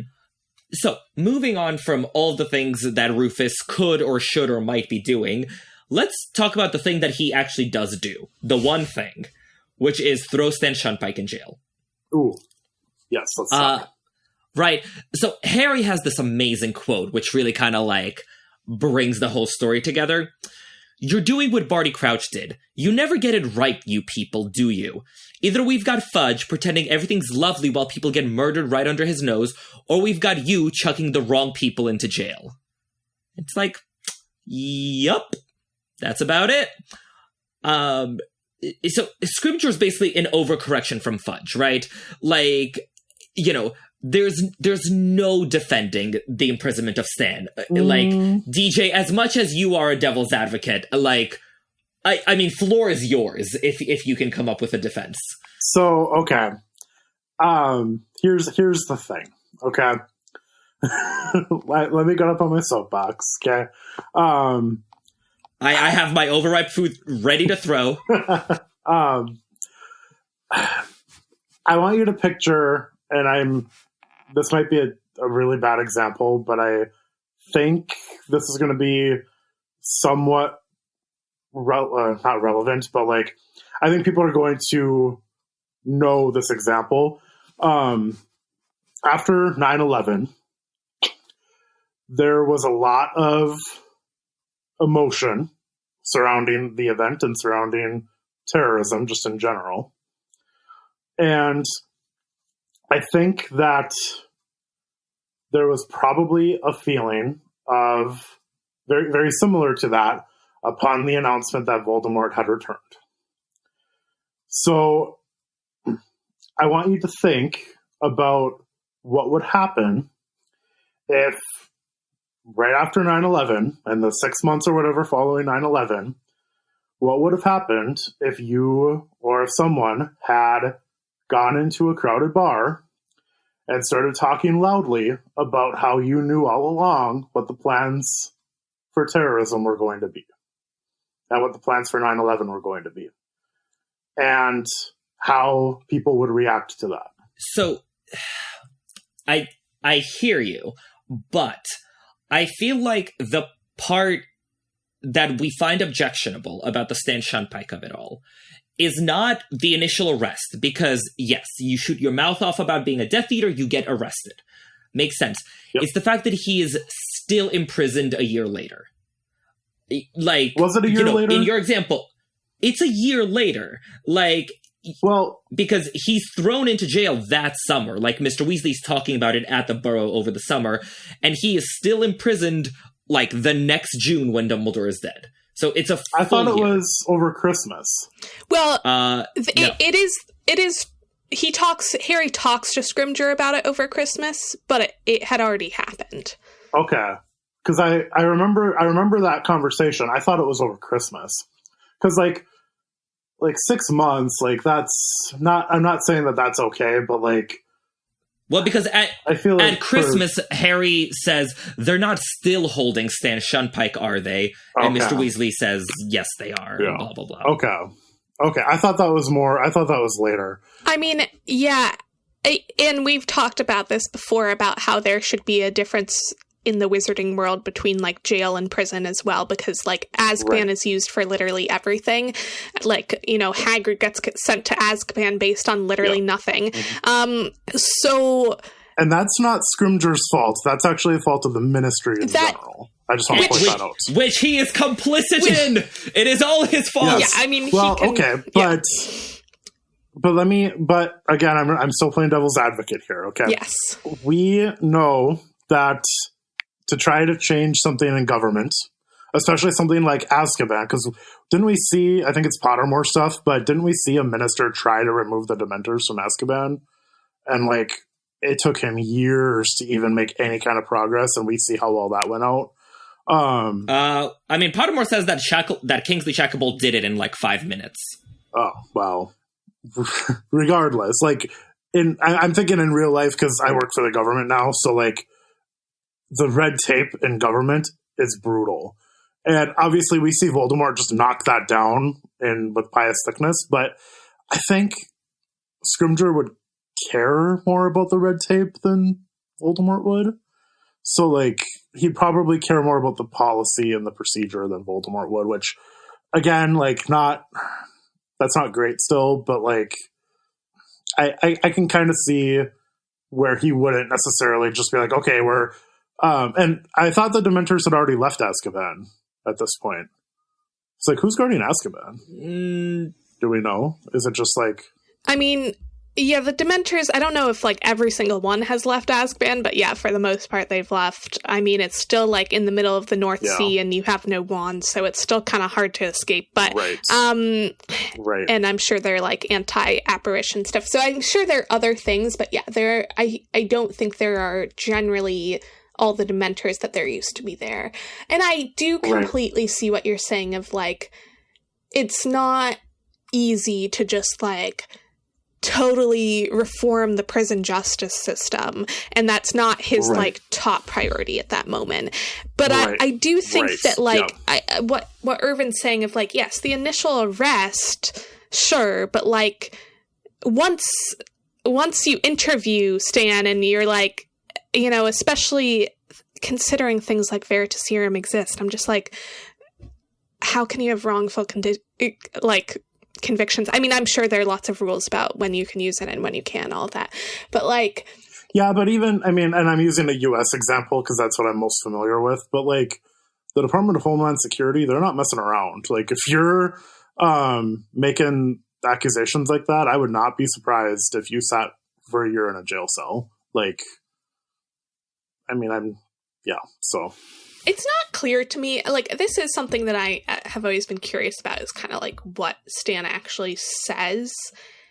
Like, yeah, I'm curious kind of what he says, because different things would make me feel different ways about this. Right. Well, and we also don't know how he reacted to being questioned. Like, maybe he was like, oh, yeah, I totally did that. I mean, well, probably not. That is not the impression I got of Stan. And I don't think he says that he did anything. I think he just says that he knew about Death Eater plans or something, or he was aware. Right. I just mean, like, I should clarify. I should say, oh yeah, I totally was talking about this in a crowded bar, like something like that. But which is the truth. So. Yeah, like can't you just see Stan being like, yes, like the Death Eaters came recruiting me because like they think I'd be so valuable, and they like told me all of their like evil plans, but I was like, no, dog, like I don't want any part of that. Yeah, right. I could totally imagine that. Yeah, do we, this is. I promise that this is related, but do we think Ludo Bagman went to jail before his trial? Went to Azkaban? Like, what do you do before trial? Like, yeah, so to Azkaban. But I don't know that Ludo was ever arrested. Because Ludo was sort of called in, like, in connection with Rookwood. Where they were just like, hey, everyone who's worked with Rookwood, hey, Ludo Bagman, let's talk about that. Sure. Yeah. And so, you know, back to the Stan Shunpike thing, like, the irony of it all is that, like, throwing Stan into Azkaban on suspicion of being a Death Eater actually made Stan a Death Eater. Like, he was still there when the Azkaban breakout happened in July 1997, and so he was Imperious, then turned into a Death Eater. So, like, you know, that's all the good that Rufus Scrimgeour's actions wrought. I will I mean, I agree with you, but I would like to argue that someone who's been Imperious is not actually a Death Eater. Yeah. I don't know what you would say, but, like, I wouldn't call them a Death Eater. Battling on the side of the Death Eaters. Sure. Being used for Death Eater purposes, yes. I was going to say, also, isn't a Death Eater just someone who's very close, like, in the inner circle? Is everyone who just, you know, follows the lead automatically a Death Eater? Is a Death Eater not only someone who actually has the mug? It's unclear. It's unclear to me. Yeah. All right, so he's not death eating. He's like being death force fed. Yes. Ew. Sorry. That was an image. I think in many ways Stan here is showing to us as readers of what has happened. Like, because if you just used people in general being like, oh, the Death Eaters are Imperiusing people from Azkaban, we'd probably be like, yeah, okay. But we've met Stan, so it's supposed to evoke that feeling in us. Yeah. Yeah. Well, and I think this is sort of what sets Harry and Dumbledore apart, is like, you know, I think the disconnect here is that to Rufus Scrimgeour, like, it's one guy, right? Like, if one guy has to sit in Azkaban for, like, the good of the wizarding world, like, so be it. And, like, I think Rufus genuinely doesn't understand why Harry and Dumbledore are, like, harping on about this. Yeah. Whereas, like, what sets Harry and Dumbledore apart is that, like, they will go to the mat for, you know, a braggadocious youth like Stan, or for a Muggleborn, or a house elf, or a hippogriff, or, like, you know, all these people that, like, you know, people like Scrimgeour and Fudge and Voldemort are just like, well, but they're only just whatever. Yeah. Yeah.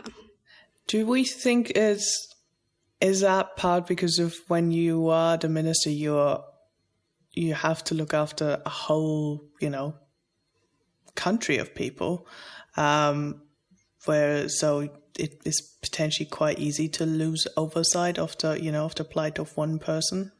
I mean, I feel like Dumbledore is responsible for quite a large number of people too, and he doesn't lose sight of that. Yeah, but you might potentially Dumbledore's just one, you know, one person that is outside of the norm, versus if you are the minister during war, there's so much constantly being fired at you and you are already struggling to do a good job. Maybe this is literally just not something you have the capacity to think about. Yeah, I mean, I do think that, like, in general, yes, the leader of a country is not going to be thinking about every single person that they're leading.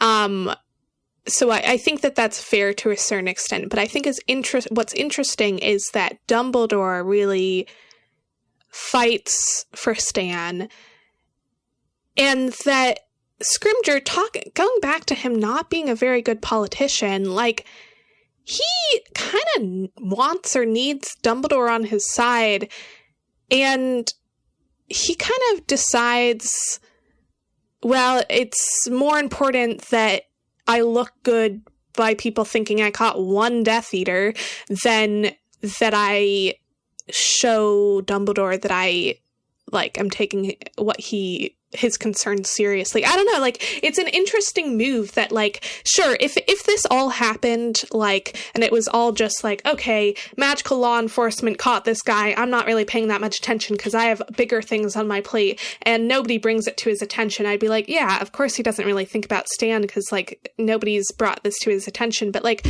once Dumbledore, who could be a potentially good ally, is fighting for Stan, it's interesting, and once Harry shows that this is important to him, it's interesting that Scrimgeour really doesn't back down.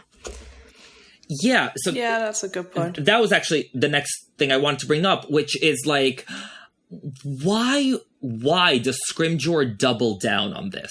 Like, why is it so important for him to keep Stan locked up? Because, like, you know, like we said, we get the thought process of, like, why he did it to begin with, but, like, specifically the Harry interaction, because, like, we don't know what Dumbledore said, what Scrimgeour said, how it all went down. But at the funeral, in, like, the post-funeral détente that Harry and Scrimgeour have, like, Harry spells it out. Like, Harry pretty much makes it the price of his cooperation. Like, you know, when he and Scrimgeour are just like, meh, like, you know, why don't you want to work for us? And Harry's like, release Stan Shunpike yet? And Scrimgeour just gets furious and turns purple and calls him Dumbledore's man.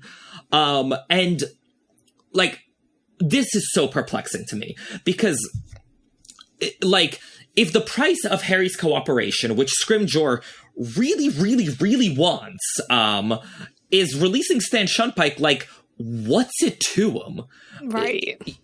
Like, I would have thought, and if I'd been in Scrimgeour's shoes, I would have negotiated, like, fine, I'll release Stan Shunpike and you be our mascot. Deal. Because, like, Stan's been imprisoned for a year, right? Like, there's no intelligence to be gleaned there. Like, the Wizarding World does not feel all that much safer because of it. Like, he's not a threat if he's released. Like, you know, I don't see any downsides to releasing Stan, and Harry's cooperation seems so important to achieve that it boggles the mind that Rufus wouldn't concede this point. Right. Especially because, like, it'll be such a small news story compared to, like, the news story of getting Harry. Like, the news story of, like, oh, they thought this guy was a Death Eater, but actually he's been released. Like, people have forgotten about him by that point. Like, it's just, yeah. And I really think this speaks to Scrimgeour just being really badly suited for this job, because I think it's clear that he's just so stubborn, and he's just angry at Harry and Dumbledore and just wants to stick it to them. Like, I really think he just, like, he just wants to be like, no, I'm in control here. You don't get to tell me what to do. Like, he just thinks he knows better, and like, yeah. So he is just really bad at this. Like, he's just yeah. He strikes me as a man who, especially in Deathly Hallows, he's just defeated, right? Well, he's dead mainly in Deathly. Frustrated. I mean, like, yes, but I'm talking like right. Like when, pre-death. But he just, like, we're gonna get to that, but like the chapter where he gives the snitch and the book and the deluminator to the trio, like, that was a chapter that really stuck out to me, because it just seemed like he was just frustrated, defeated, and just had no idea what to do, right? Like, he's at wit's end by that point. So, and like, I kind of feel for him in that chapter, but but like, again, like, the fact that he sabotaged, like, everything he wanted, like, as a point of pride is so dumb. Like, I get it that if you're the Minister of Magic, like, teenagers don't get to dictate how I do my job. Like, I get that position. But, like, we never see him offer Harry anything that would cost him, right? Like, we never see him, like, entertain the idea of a compromise. He's willing to offer Harry, like, things that are of no cost. He's like, I'll introduce you to the head of the Auror office. Like, I'll give you a security detail. Like, but the minute Scrimgeour has to give any tiny concession, he's just like, nope. And there's one exception to that, but... Oh? When he dies, when he gets he chooses to get tortured instead of give Harry's location up. But that's the same thing. Like, he will not concede anything. Like, he's being tortured, and he's like, no, you don't get to, like, get information I don't want to give you. Like, I think it's the same side of the coin. It just is a much better light to see. That's so funny. I've never looked at it that way, but I kind of, I kind of like that. It's like, he is a stubborn person, and in certain parts of his life, that has really served him. That he is like, no, I am tough. You do not get to boss me around. And that has really served him, probably, as head of our office. But it doesn't really serve him in most parts of being minister, except when he's being tortured to death. So, I think just shows that everyone's weaknesses are also their skills in certain situations. Yeah. Are we gonna talk about the garden discussion? Yeah, so let's get into his, like, 3 détentes with Harry. Because I had a point about that. So, we see him become minister. Well, we don't see him, we hear about it. And, like, within 5 minutes, he, like, calls Dumbledore and he's like, hey, could you get me a mascot? And Dumbledore's like, hear me out. No. And then they just are, hating each other ever since. But then we actually get to meet Scrimgeour, and Harry actually gets to meet him on Christmas Day at the Burrow. So, basically he visits the Burrow with Percy Weasley in tow and does a very unconvincing, like, we were in the neighborhood and happened to drop by. That young man I've never met before could show me around the garden. And also Percy wanted to so desperately see his family. So badly wanted to. So badly, yeah. And so, it doesn't go well. So, Sophia, what are your points? Yeah, okay. First off, I want to say, for anyone who's a Jane Austen fan, I think Dr. Beatrice Groves in her Literary Illusions in Harry Potter book talks about how this is a great parallel to Lady Catherine de Bourgh coming to the Bennet household, but for those who aren't, I won't go into that. But anyway, I am shocked by how terribly Scrimgeour pulls this off. Like, it is every inch of it badly done. It's like the total lie. Okay, first of all, coming on Christmas Day, like, he knows that Harry is going to be there for the whole holidays. Like, and okay, I personally, if we're going back to me as minister, what I would do in this situation, you don't come on Christmas Day. You don't bring Percy along. Don't make it some weird thing where you pretend like you've never seen Harry before. Like, all of these things are just someone who thinks they're being clever at negotiating and manipulating a situation, and clearly like doesn't know how social interactions work. It's just so cringy. And then the whole interaction he just plays so badly. So personally, if I were to do this, and honestly, I think if Fudge had done this, and I'm talking Fudge before he goes all against Harry, I think he would have been much better at this. I think he should have gone to Harry straight up, come on, not Christmas Day, but been like, I knew that you were staying here over the holidays. I have something I really want to talk to you about. Like, would it be okay if we have a conversation? And then say, like, there are all these rumors about you being the chosen one. I'm not sure if anyone knows whether that's true or not. Maybe you do, maybe you don't. But we are kind of worried. We at the ministry are kind of worried about your protection because, whether or not this is true, this is going to make you a target. And if this is true, then we want to prepare you as best as possible. And we're not sure that Hogwarts education is really going to prepare you fully for, either protecting yourself against Voldemort or going against Voldemort. I know, and not mentioning Umbridge, but I know that you're interested in a career in the Auror office.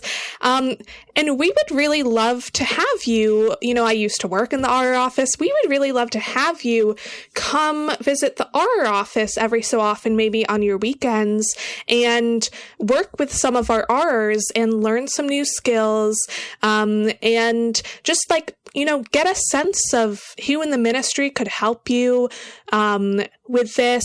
And yeah, what do you think about that? I think maybe Harry would consider it. I don't think it would work. I mean, it would work better than what Scrimgeour tried. It would be so much better. Yeah, absolutely. Well, we kind of see Fudge do not exactly that, but like at the start of Prisoner, like Fudge kind of does something like that, like when he meets Harry at the Leaky Cauldron. Well, not to that extent, but he does a little bit more of the we were just worried about you. Like, don't worry. Like, we'll make sure everything's okay. And I could see if Scrimgeour had gone to Dumbledore with this. I mean, okay, since Fudge went to Dumbledore first with this, I think Dumbledore would be on his guard and stuff. Yeah. But even if Dumbledore is on his guard, it's not a bad idea to have Harry learn directly from Aurors and stuff like that. It's not a bad idea. He should get a better magical education when it comes to defending against the dark arts. I could imagine if Scrimgeour had approached this differently with Dumbledore, it could have been a win-win kind of situation. Yeah. I think that could backfire so hard though. It'd be so the school we're all sending our kids to is clearly not great. That could be one thing you could spin out of it. Mm-hmm. Why is just one person getting better because he's the chosen one during the time of war, which we haven't confirmed he is the chosen one. We're just spilling the rumors, so Well, either way, even with Scrimgeour's plan, nobody would have confirmed that he was the chosen one, but yeah, but it's just the optics then go a bit weird. And I think Harry, unfortunately, by Christmas knows what the plan is to defeat Voldemort because he has Dumbledore's private lessons. Yeah, I don't think Dumbledore would go for Harry getting private lessons from an Auror, unless it was like an order meant like Tonks or something. I don't know that Dumbledore would go for it. And even then, I think Dumbledore at that point would just be like, well, why doesn't she just come teach everyone then? But, okay. So it doesn't have to be private lessons. I think a stronger tack to take would just be, like, sharing intelligence. Like, he could be like, listen, Harry, like, clearly you have escaped Voldemort, like, more times than anyone else. You have some insight into how he works. We, as Aurors, are trying to keep the world safe. We have some insight into what we're doing. Like, why don't you come by and we, like, you know, exchange information and sort of see where that takes us. Heavily lean into it. If you don't do it, people will die, because then Harry's saving people thing will kick in. Oh, yeah. Yeah. No, I could imagine him being like, okay, like, we didn't take you seriously before, but, like, we want to take you seriously now. We know that you have a good relationship with, like, Kingsley and Tonks. Like, maybe it's more of, like, a shadowing type thing. Like, okay, you can come, like, watch Kingsley and Tonks and those people on the job, and and then we will also, like, gain knowledge from you, because, you know, it could even be like, you know, we know that last year there was this whole misunderstanding with this Dumbledore's army thing, and it was really badly handled, but, like, we think that's so incredible that you were teaching your fellow students how to defend themselves, and we want to work on our Defense Against the Dark Arts curriculum for Hogwarts, and we would really like to know what worked for the students and what didn't, you know, things like that. Like, I think done right by the right person who was good at politics, I could see Harry going for it. Mm-hmm. Yeah. Well, and also, like, the way you would frame it, because one of the first things Scrimgeour says is, I can't help but feel that once you realize this, you might consider it, well, almost a duty to stand alongside the Ministry. And it's like, oh, no. No. Like, if you try to frame it as Harry owes this to anyone, hackles immediately go up and not happening. Like, you need to frame it as a favor, as a good thing to do that helps us, might help you, but, like, is a good thing to do. Not an obligation. Paired with a public written apology. And that. Right.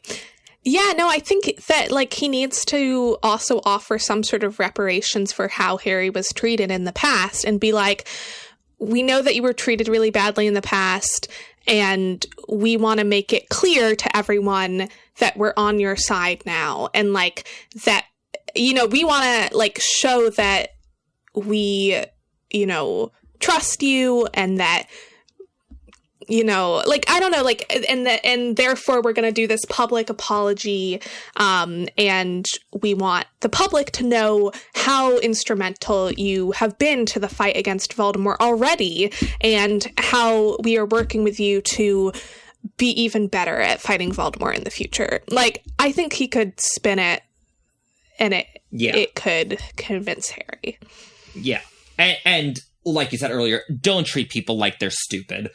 Like, the minute you show up and you're like, this young man, like, you know, you're not slick, and everyone's like, oh, he's trying to pull one over on me, so defenses immediately go up. Right. And, like, clearly lying about Percy, like, it just shows how bad he is at social interactions, because, like, if he had really, like, I'm guessing he didn't know the full extent to which Percy and his family did not get along, but he must have known some of it.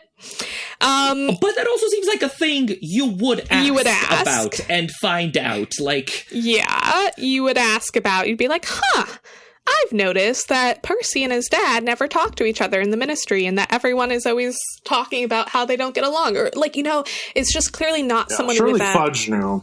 Yeah, of course. Yeah, so, like, not someone with an ear to the, like, to the gossip, to the, like, what's going on, what are the social, like, he should have done what Fudge used to do, which is go to the Three Broomsticks and pull up a drink with Madame Rosmerta and get all the tea. Exactly. Like, you need the tea. As minister, you need the tea. It's required for the job. And he's so clearly bad at this. Like, I'm not even sure. Do you think that he knew the relationship between them was strained, or was he coming in totally blind and he just like asked Percy a favor and Percy's like, it's the Minister of Magic, I can't say I hate my family, so sure. I imagine that he got like strained and was like, well, I mean, you know, young men argue with their fathers all the time, and like thought nothing more of it. Yeah. Which just shows, he's not good with people at all. Yeah. Yeah. And again, his sense of timing, because the first time it's Christmas and the second time it's at Dumbledore's funeral. And it's like, my dude, read the room. Really, he's so... God, I've never thought about this as like much as I am right now. I'm like, he's so bad at this. Like, he's not a people person. He's not a people person at all. So do you think he would have done better? Do you think he would have accomplished more in the fight against Voldemort staying as head of the Auror office then? Yeah. Yes. And then Amelia's dead, so like, I mean, who else? I don't know that we know anyone else who would have been. Well, there's Gawain Kingsley, Robards, but... who takes over as head of the Auror office. Mm-hmm. Who, you know, sounds like a name. There we go. Kidding. Who could be a great guy before he got right. We don't know. We don't know who he was before the Imperius curse. But yeah. I guess Kingsley could have done it. Kingsley could have just done it at the end of Order, but that would have been way too easy. Yeah. But yeah, I do think that Scrimgeour is not cut out for politicking, and really should have stuck to the whole Auror business. Yeah. Yep. Agreed. Then we get to perhaps the least defensible interaction Scrimgeour has with Harry, which at this point is saying quite a lot. But the last will of Albus Dumbledore, just what the hell? Like, so he delays releasing the items of Dumbledore's will, waits for Harry's birthday when the 31 days are up, gate crashes a party with his favorite phrase, "Sorry for the intrusion." And like immediately opens hostilities with 3 teenagers. Oh my god. Terrible timing once again. Harry's 17th birthday. He just really knows how to pick those days. Unless we think he was waiting for Harry to be 17 and could be like, oh, he's an adult, so like I don't have to put up with shit anymore. Maybe, I don't know. Little asterisk there, little note. Harry's the one who actually opens the hostilities in this interaction. I don't know if I agree with that. I'm looking up the exact thing. Yeah. Well, because Rufus asks to meet with them individually, and then Harry's like, nope, meet with us all at once or none at all. And Rufus stands down. He's like, okay. He doesn't look happy about it, but I don't think anything Harry could have said in that moment would have made him happy, so... I mean, is that hostile already? That's just like a boundary. Yeah. Like, I don't know if that's hostile. Yeah. Also, like, very fact that he's trying to divide and conquer them, I would say is an opening of hostilities. Right. Fair enough. So, I mean, this question is largely for DJ, but how in the wrong was Scrimgeour in all of his interactions with Harry? Like, can you play a devil's advocate for this one? Because, like, you know, just to lay it out, on the one hand, I get that it's galling to be told off by a teenager when you are the Minister of Magic. Like, that must be incredibly frustrating for him. On the other hand, you gotta recognize that this particular teenager has been through some shit and won't offer you the deference that you expect. And, like, you have to adapt to the circumstances. And on the third hand, like, Scrimgeour's a damn adult. Like, a teenager is being difficult and impertinent. Gosh, what a novel and unexpected turn of events. Yeah, shocking. Yeah. Okay. I did previously say that in this scene, we see Scrimgeour probably at his lowest, right? is just defeated. He has no idea what to do. He is in over his head. He's at his wit's end. I don't say that to defend him per se. I just wanted to kind of point that out. Like, I think a state of mind is probably something we need to be mindful of, regardless of, what other circumstances are happening. So he is not in the best frame of mind right now. And he probably is thinking that, Dumbledore's gone at this point. He is probably thinking of himself as the last best defense against Voldemort, who is still living. He is very wrong in thinking that. Let me make that very clear, because Harry's standing right in front of him. But he probably is thinking of himself as, okay, it's all up to me now. Like, what can I do? I have to do everything in my power to stop Voldemort. And the only thing he can think of is, okay, Dumbledore left these 3 children items that are obviously very significant to them. And presumably for the fight against Voldemort, which he's not wrong. I think he went about it the wrong way, but I do think he intended to use those items and to take that interaction and leave that scene with a plan. Now, obviously, we see how well that worked out for him, and you can obviously, the road to hell is paved with good intentions, or however the phrase goes. But I think he went in there with a very poor state of mind. I think he went in there with something resembling good intentions. I think he lost his shit. And as soon as that happened, all credibility for him went out the window. Not that he had a ton with Harry at the beginning anyway, but as soon as he lost his cool, Ron, Hermione, the Weasleys, they all were like, yeah, you need to just leave. And there was no recovering from that. And I think Scrimgeour kind of knew that. The only thing I will say is, again, he had somewhat good intentions, and he went in there with a terrible state of mind. And I think that should be worth something. I don't think that excuses everything, but I do think that should be worth something. I don't even know if I give him the credit of good intentions, frankly. I don't know that examining the will and confiscating it is justifiable. I don't think Scrimgeour can really believe that whatever Dumbledore is leaving these 3 teenagers is dark or dangerous, or would in any way help Voldemort, right? There is no way that whatever he's leaving these teenagers can possibly stymie his efforts to defeat Voldemort. So the only reason he has for nosing into this will is just because he wants to nose into Dumbledore's business and because he dislikes Dumbledore.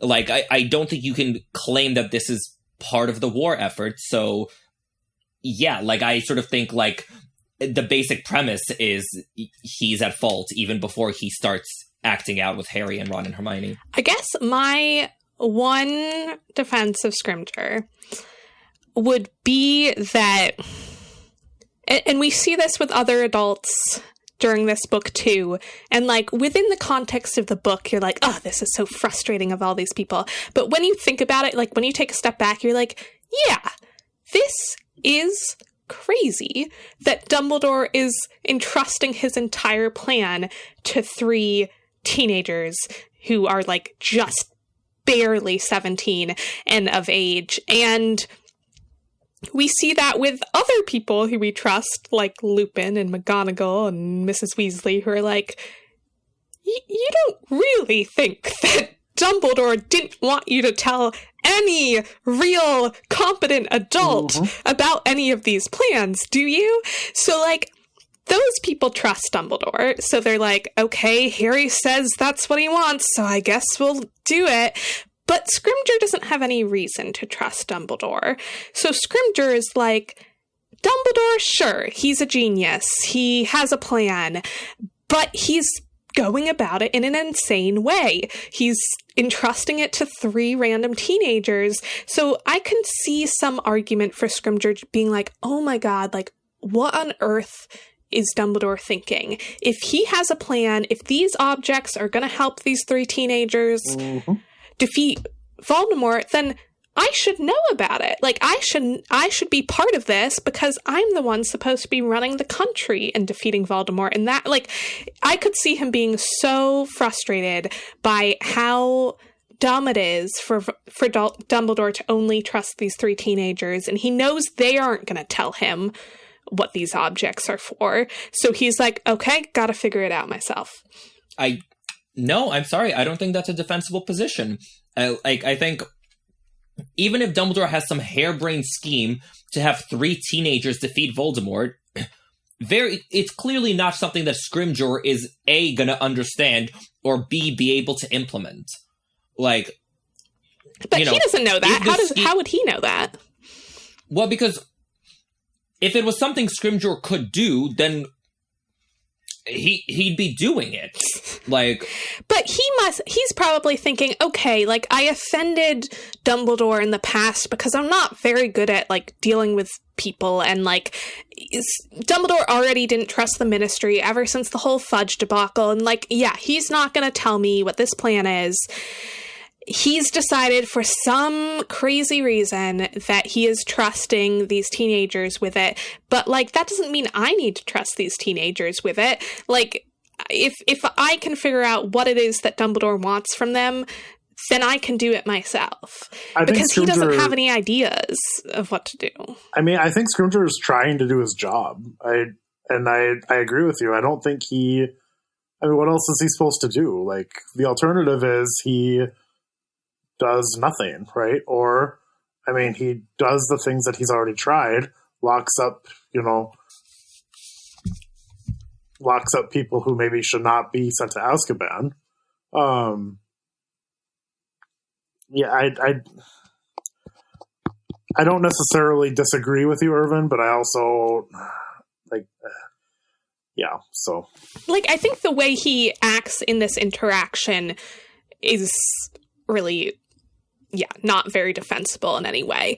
But I think him looking into the will, I can understand why he would do that. We trust Dumbledore, but he doesn't have any reason to trust Dumbledore.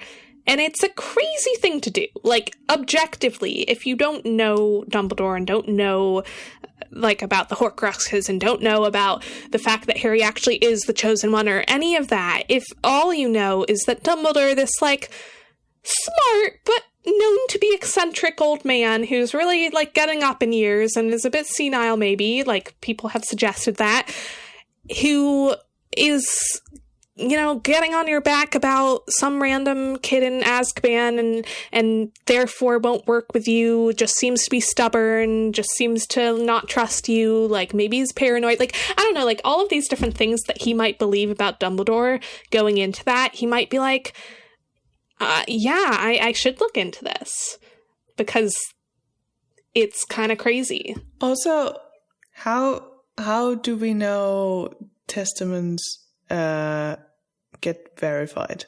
Because after all, Dumbledore died in potentially slightly weird, suspicious ways, because only Harry really was there, because all the other people who were there to witness what happened fled and are Death Eaters. So is there maybe just a general reason for the Ministry to look into the will, because they might want to clarify it's definitely the real will, because I guess we don't really know how that works in the wizarding world. But he's not looking into the will, he's looking into the bequests. Like, I get where you're coming from if he wants to look at the will and he wants to know, like, what's Dumbledore up to, but, like, once it's clear that he's leaving Ron a Deluminator, which turns out lights, we suppose, and is leaving Hermione a book of fairy tales because she likes books, and is leaving Harry a snitch that won't open without Harry anyway, so why do you need a month? I guess I just don't understand why he would spend a month of his 13-month premiership. Well, he doesn't know that, but yes. Looking at these artifacts. Yeah, I mean, I think... I mean, what else is he going to do? Literally anything else. He is the Minister of Magic. I'm sorry, the Minister of Magic's time and attention are not infinite resources, particularly in the middle of a war. Surely there is something else he could be spending his time on. There would be many other things he could be spending his time on, but no one will tell him what to do, so... Because he's the minister!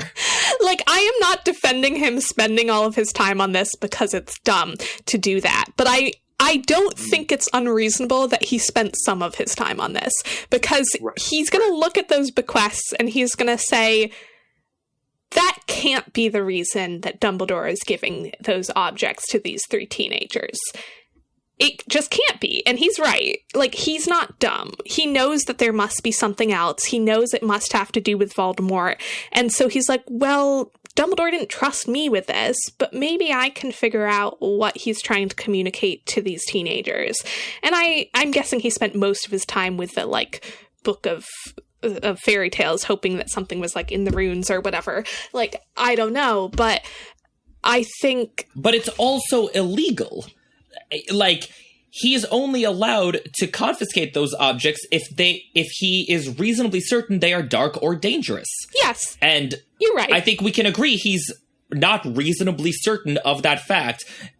He's just certain that they were bequeathed by someone he disliked and disagreed with who had harebrained schemes. Right. So you're right. It is illegal, but to me, I'm not saying that it's okay for him to do it because it's I'm not saying that, okay, it's fine if you break the laws if it's a really important situation, but I don't know, it is a really important situation, and it's I can see why he would justify it to himself. Okay, sure, but I do need to figure out if there is a plan to defeat Voldemort, I should be involved in it. And if Dumbledore didn't want me to be involved in it, that's kind of dumb of him because I'm the one with the most power to actually do something important. Well, Sophia, if you want to be involved in the plan, release Stan Shunpike. And he's gonna be Dumbledore, I'm just taking his mind for a moment. I'm not saying that this is what I believe, but that he's probably thinking okay, we talked about Scrimgeour being stubborn, but he's probably looking at Dumbledore and saying, Dumbledore is being so stubborn. He's just decided that this one person in Azkaban is more important to him than, anything that we could accomplish together, and he's willing to burn bridges over this, and so fine, I don't need him anyway. And, they're both, he might not be recognizing the fact that he's also being really stubborn here. But, I feel like they'd burn that bridge, and then now Dumbledore is dead, and he's like, oh, shoot. If Dumbledore had a plan, now we can't trust Dumbledore to do it, so, someone needs to do it. I don't know. I think it's a complicated situation. I think Scrimgeour, like I said, I think he's just desperate at this point and grasping at straws, right? I think he's just...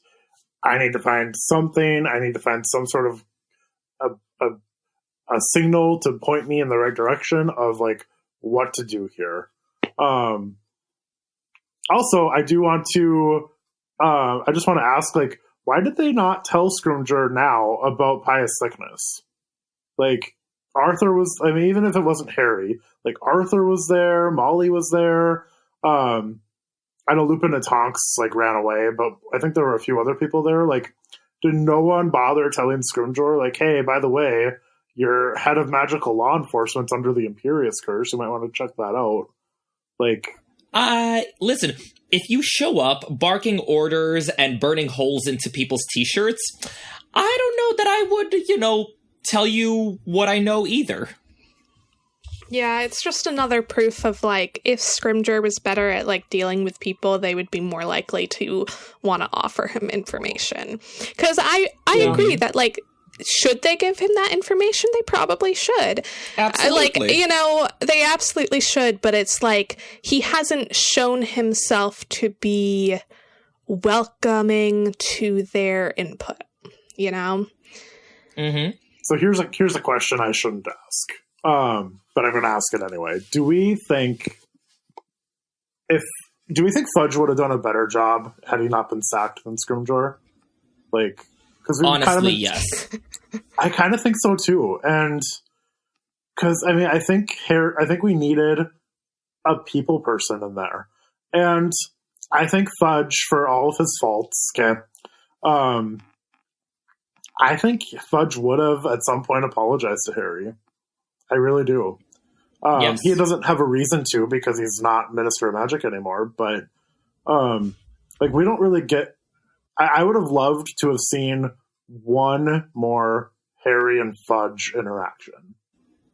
I agree with that. Like even just one more. But couldn't he just apologize because he was wrong, right? And he was to Harry?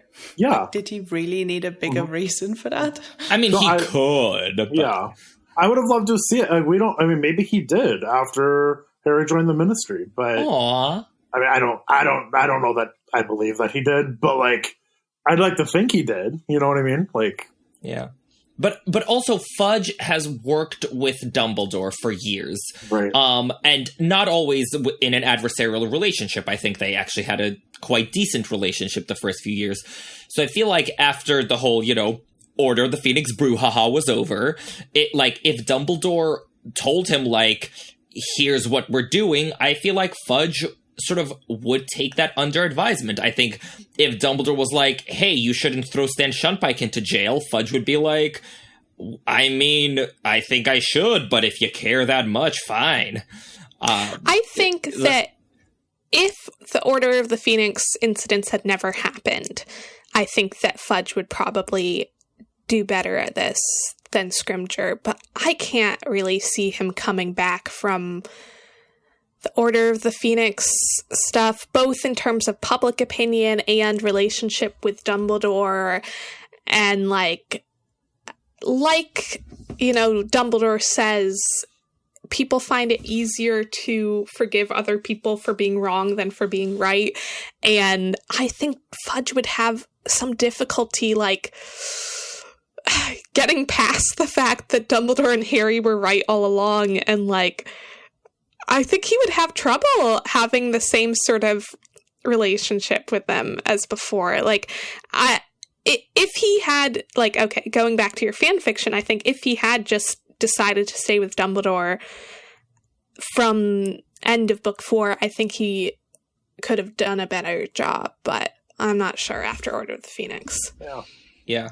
I almost need to write a second fan fiction just about, like, what if Fudge just stayed on as Minister? Oh, I'd love that. Okay, I'm not doing that anytime soon, but I got enough to write. But yeah. So, talk of relationships with Dumbledore. I'm curious, why you guys think Scrimgeour has such an animosity towards Dumbledore, and sort of how much of it is political versus personal? Because, like, you get why he wouldn't like Dumbledore from a political standpoint. He doesn't approve of Dumbledore's secrecy. He doesn't like his defiant posture against the Ministry. Like, as a Minister of Magic trying to get shit done, you can see why you wouldn't like Dumbledore. But also, with Scrimgeour, it really seems kinda personal. Like, the way that he noses into Dumbledore's business, like, looks into his will, and... like, I think Scrimgeour really kind of wants to be, like, the big, bold general in charge of, like, leading the fight and crusading against Voldemort. And the fact that he is expected to be deferential to, I mean, a civilian at the end of the day, I think that really gets Scrimgeour's goat. So, like, I lean towards the animosity being much more personal than it is political, but I'd like to hear your guys' thoughts.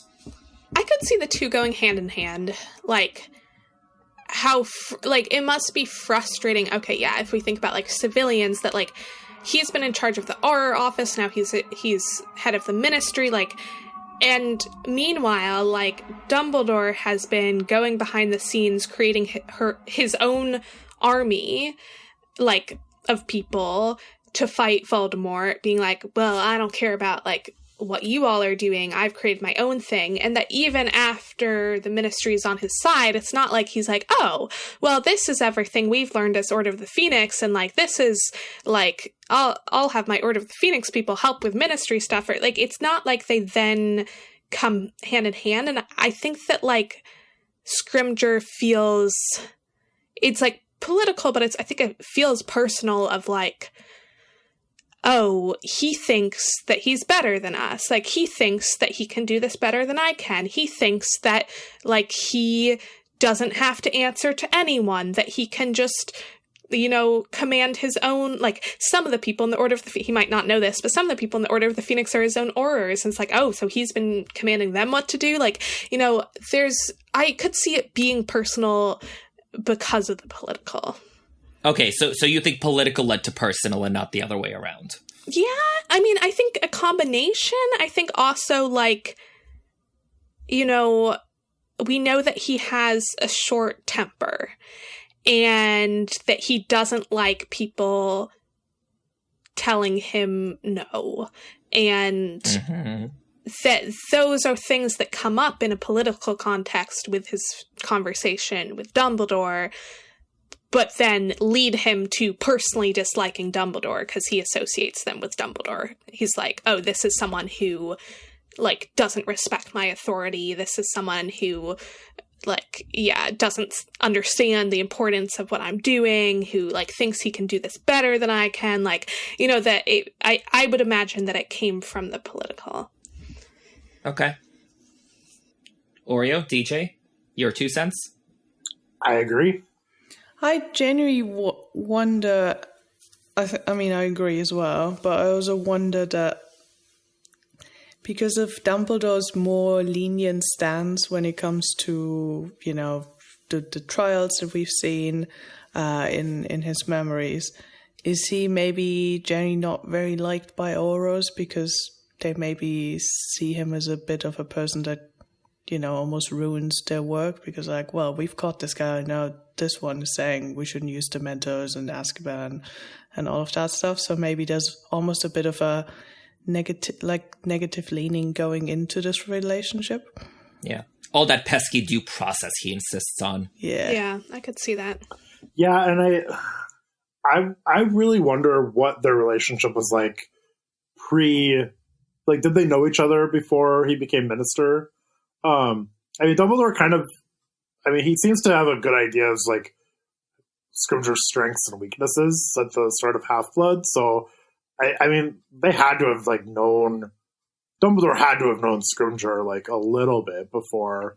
I mean, like, by reputation or in passing, sure. Yeah, I just wonder, like, how much of that was pre-becoming minister, and how much of that was, okay, like now that I'm minister, like, I think it goes back to, it started out as political and turned personal, but I don't think that would have happened if he was never minister, so... Mm-hmm. Like, another thing to keep in mind, I think, with Dumbledore is that pretty much every wizard in Britain goes to Hogwarts. And Dumbledore has been at Hogwarts for a long time. You know, like, he used to be a teacher, now he's a headmaster, so, like, pretty much everyone... Oh, maybe he taught Scrimgeour.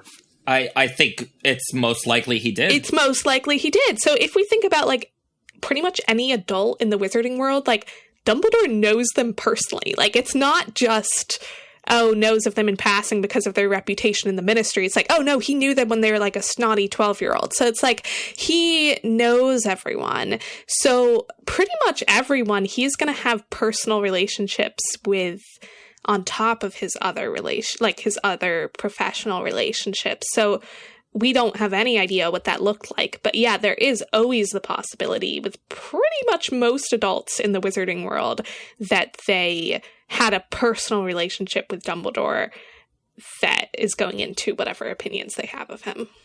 Yeah.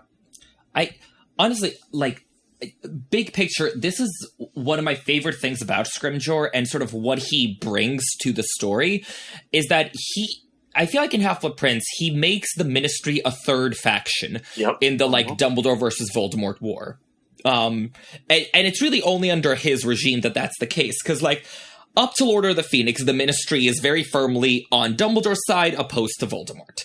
And in Order of the Phoenix, the Ministry is very much opposed to Dumbledore and kind of ignoring Voldemort. And then in Deathly Hallows, the Ministry is just an extension of Voldemort's side.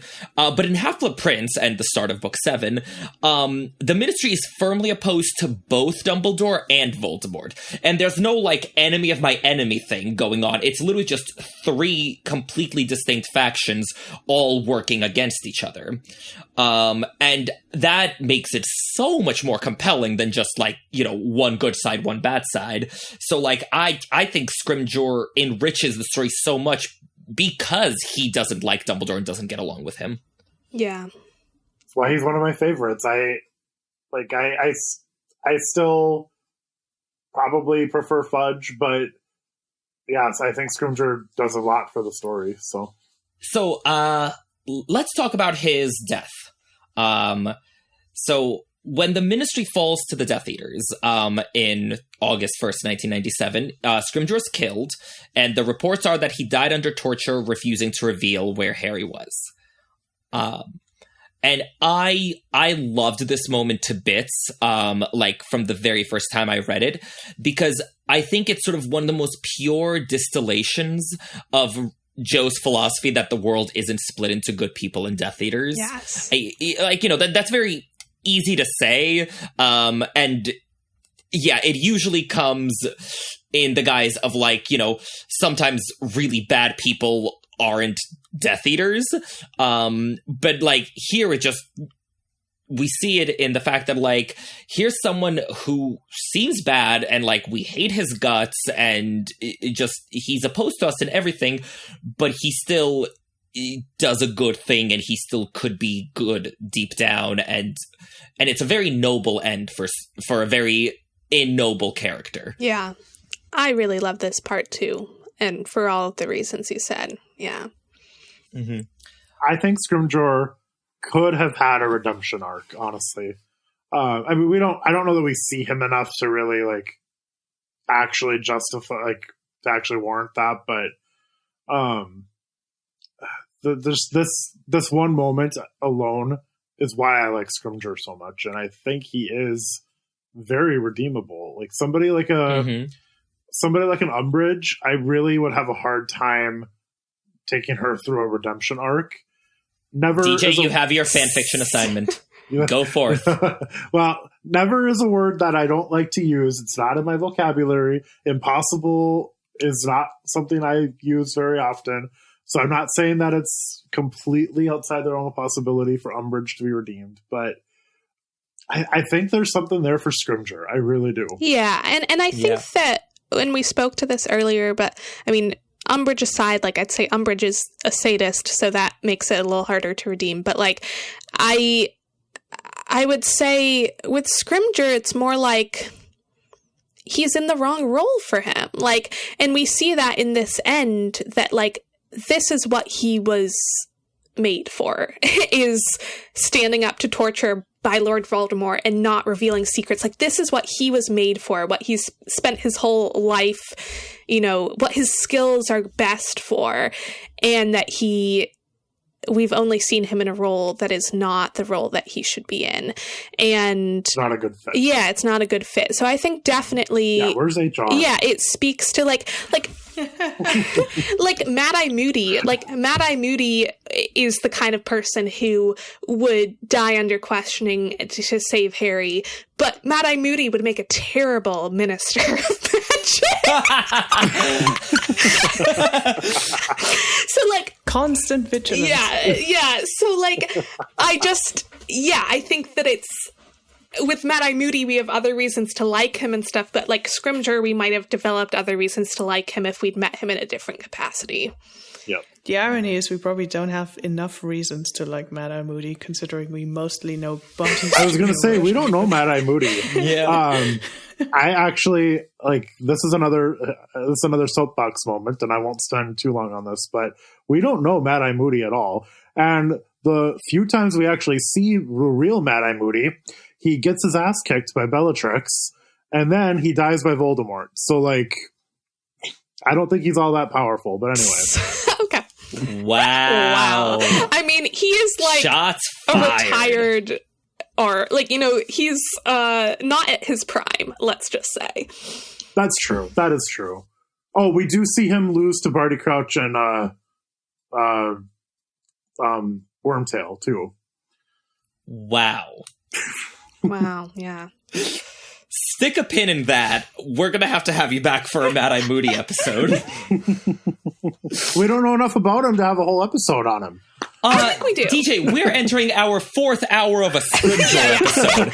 I am sure we could pull one together. That is true. That is true. So I think Scrimgeour's death sort of makes him 10 times more interesting, and is really what makes him a compelling enough character to have a podcast about. But my question for you guys is, knowing all that we know about how terrible he was as minister, but also knowing about his end, how do you think history would judge him as a minister of magic? My initial, I guess, judgment is, like, he got dealt a hand. And he wasn't up to the challenge. He didn't meet the moment. So I'd say he's a below average minister. Maybe slightly better than Fudge. Maybe not. But yeah, that's my verdict. What about you guys? Yeah, I would say just as a reader, I never hated him. I mean, and I think I don't hate characters quite as easily as you do, Irvin, but I never hated him. I didn't like him. I disliked him, but I saw good in him. Like, I saw, that he wasn't like a terrible human being. So I would agree mainly with your assessment that, like, dealt bad hand in the wrong position, didn't handle it very well, didn't fit to his strengths. And as for how he would be remembered in wizarding history, yeah, I would say not particularly effective, but didn't, like, actively make things worse. So I think that's better than Fudge in that way, in that Fudge, like, actively approached the situation in the worst possible way, whereas Scrimgeour, like, didn't make things worse. That's fair. Overall. Yeah, I mean, it's obviously very difficult to compare because we see Fudge, or we first get introduced to Fudge in a time where we're still at peace, and, he's the lovable, nice uncle type to Harry. And at that point, Harry doesn't pay enough attention to what's going on in politics, really. So it's very difficult to say, aside from he tries to convince Fudge not to kill a hippogriff. But really, I don't think that's enough to go off on. So I don't think Scrimgeour's a good minister. I think it was the wrong idea to put him on the job, really, if you think about it. I think it could potentially even been a case of where people thought he should be the minister because he was the head of the Auros, but maybe someone else who would have worked closely with him and the Auros could have been much more effective at the time. Mm-hmm. Because really his people skills are so atrocious that it makes me wonder how he even got to become head of Auro, because there's lots of, inner politics happening in those sort of organizations. Oh, easy. All the other candidates were dead. Yeah, do you know what? Yeah, the Kingsley and Tonks exist, though. I'm sorry, do you want Tonks as head of the Auror office? Really? Over Scrimgeour, yes. I don't know if I'd agree with that. Isn't she newer? Yeah, she's also like And 22. disorganized. Yeah, I wouldn't really go for her. I'd go for Kingsley. I wouldn't go for Tonks. Mm-hmm. But Tonks could talk to people without, them hating them immediately. So could Kingsley. Yeah, in that deep, calm voice and all. Yeah, exactly. I think going back to how would history judge Scrimgeour, honestly, I don't think he is going to be super well remembered one way or another. Sad but true. Wow. No, and I say harsh but true. R.I.P. Well, okay, I think let me explain. We're going to remember Fudge because Fudge is the guy who, as Dumbledore said, stood aside and let Voldemort rain terror on everyone. Pius Thickness technically was stricken from history records, I think. But I think people are going to remember that's going to go down in history when Lord Voldemort took over the ministry because of what Fudge did. I think Scrimgeour is going to be a footnote in that textbook at best. Yeah, agreed. I don't think people are going to, because it really doesn't matter. I think textbooks will be written about Fudge, and I think books will be written about Voldemort's reign as minister, and I certainly think books will be written about Kingsley rebuilding everything with Harry Potter's help. I don't think anybody is going to remember or really care about anything Scrimgeour did. Yeah. He didn't give up Harry, though. I think that is the footnote But he most gets. people won't know that. Like that. Yeah, I was going to say, I don't know how I publicly... don't think that was publicly Yeah, known. he's going to be like one paragraph in the history book being like, and then after Fudge, we had a minister called Scrimgeour who did jack but then died under torture and didn't give Harry up. Moving on. Yeah. That's how I think he'll be remembered. Like I said, he didn't make things better or worse, so therefore he doesn't get much mention. Yeah. Knowing Harry, he would have probably wanted to clear that up himself. That's true. He names his kids after Severus Snape. I think a lot of his energy is going towards redeeming Snape. I don't think he has much left. Cornelius Rufus Potter. Better name than Albus Severus? You know what? Yes, actually. I honestly cannot imagine Harry reading a history of magic textbook ever, especially not after he's out of school. So I don't think he would even know. True. All right. So final question. What is Rufus's Hogwarts house? And to me, the answer is so obvious. I think he is 100% pure Gryffindor. Yeah. Not just because of the lion thing, but he is intractable and he is inflexible and in his firm belief in what's right. We've been discussing sort of ad nauseum how he is stubborn as hell. And he's definitely bold, he's daring, he's plenty of nerve, he's chivalrous in the end in refusing to give Harry up. I think he's sort of an absolute textbook example of a Gryffindor who believes things we don't agree with, very infuriatingly, and how that comes across. So yes, my vote goes to Gryffindor. Me too. I think for all of the reasons you said, and honestly, I think that is probably why he gets along so badly with Harry and Dumbledore.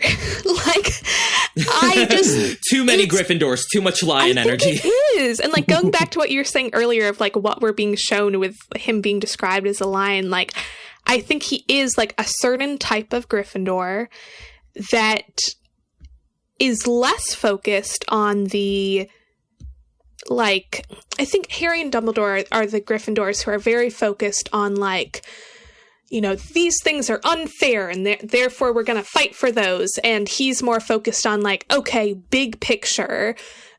What do we do to save people?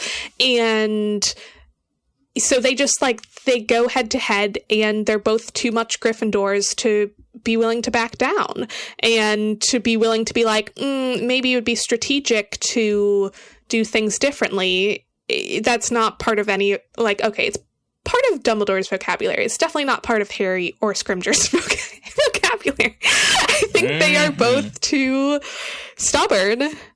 And yeah, not all Gryffindors get along. DJ, Oreo, your votes? Gryffindor, 100%.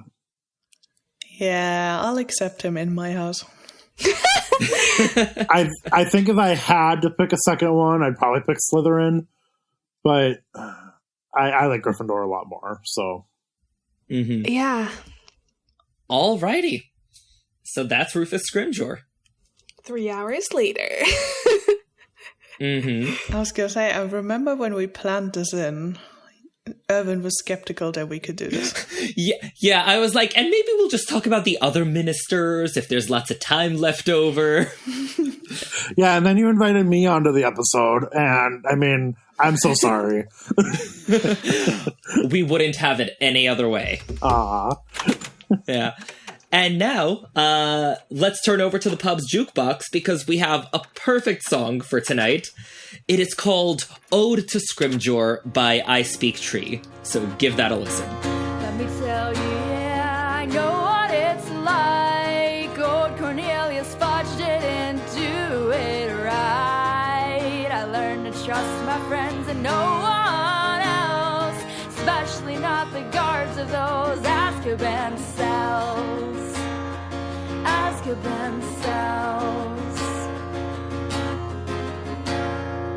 Listen, Rufus, you might be battle-scarred, but right now I'm saying au revoir. Not trying to play these games with you. I'm Dumbledore's man through and through. I'm Dumbledore's man through and through. I'm Dumbledore's man through and through. Yay! Yay. Where do you find these songs, by the way, Irvin? Like, On my phone?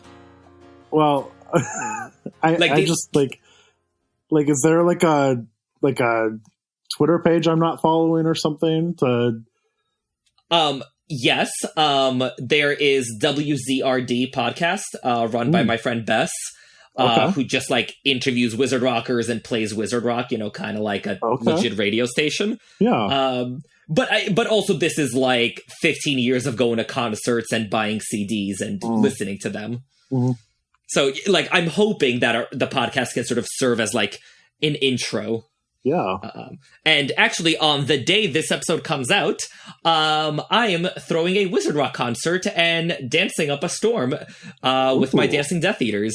So, listeners, if you have finished the episode by 3 p.m. and are in New York City, you should come to Avada Kedavra.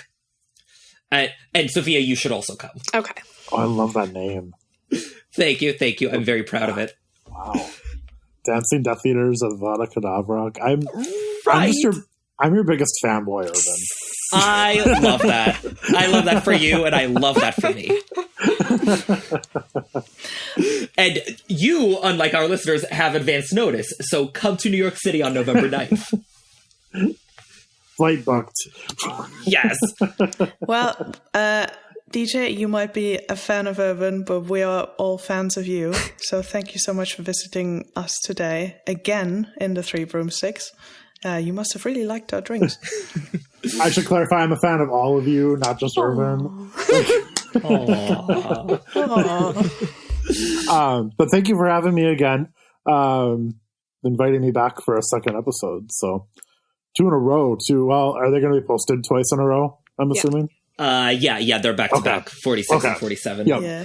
Perfect. Yeah. So again, in case listeners have forgotten since 2 weeks ago, anything you want to plug?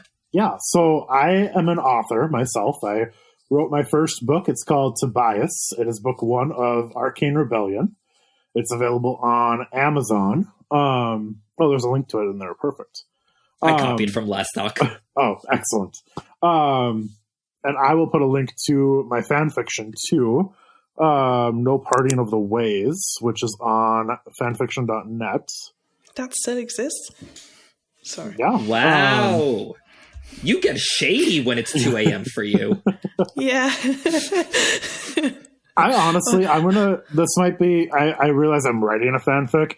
I don't read a lot of fan fiction. Like I have, but I just don't read a lot of it. But I was like, I want to write one and just see what happens. So, but honestly, the fanfic is more, I'm using it to try to promote my book, if I'm being honest. But hey, respect the hustle.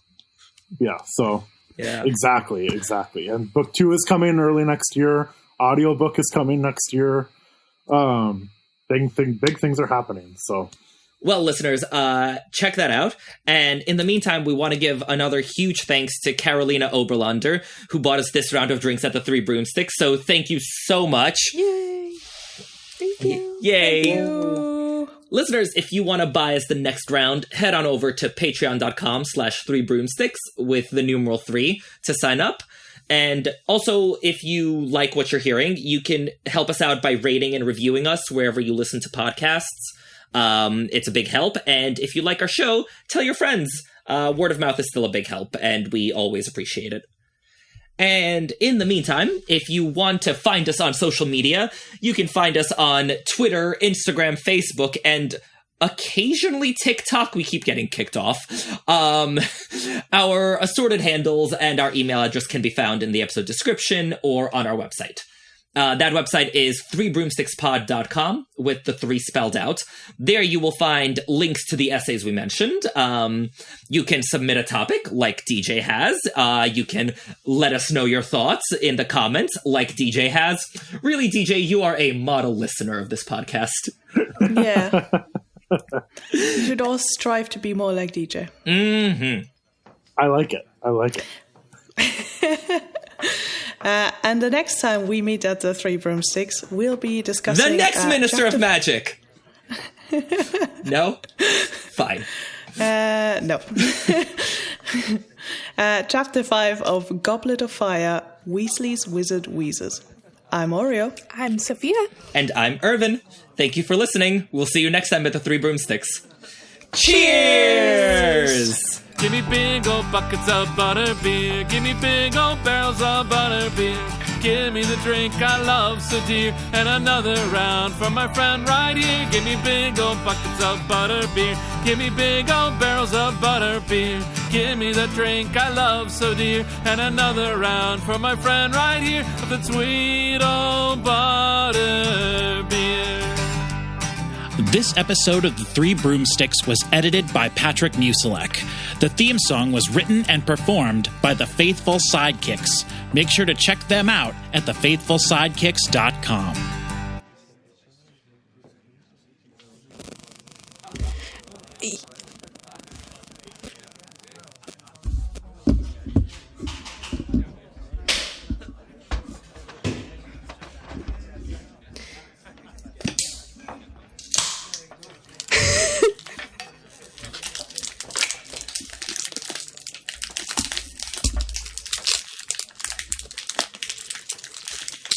Well, either way, like...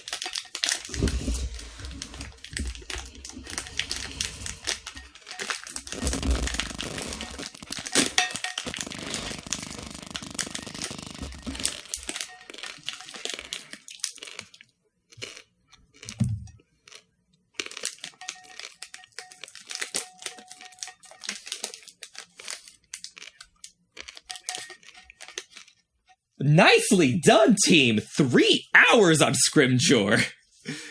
That was impressive.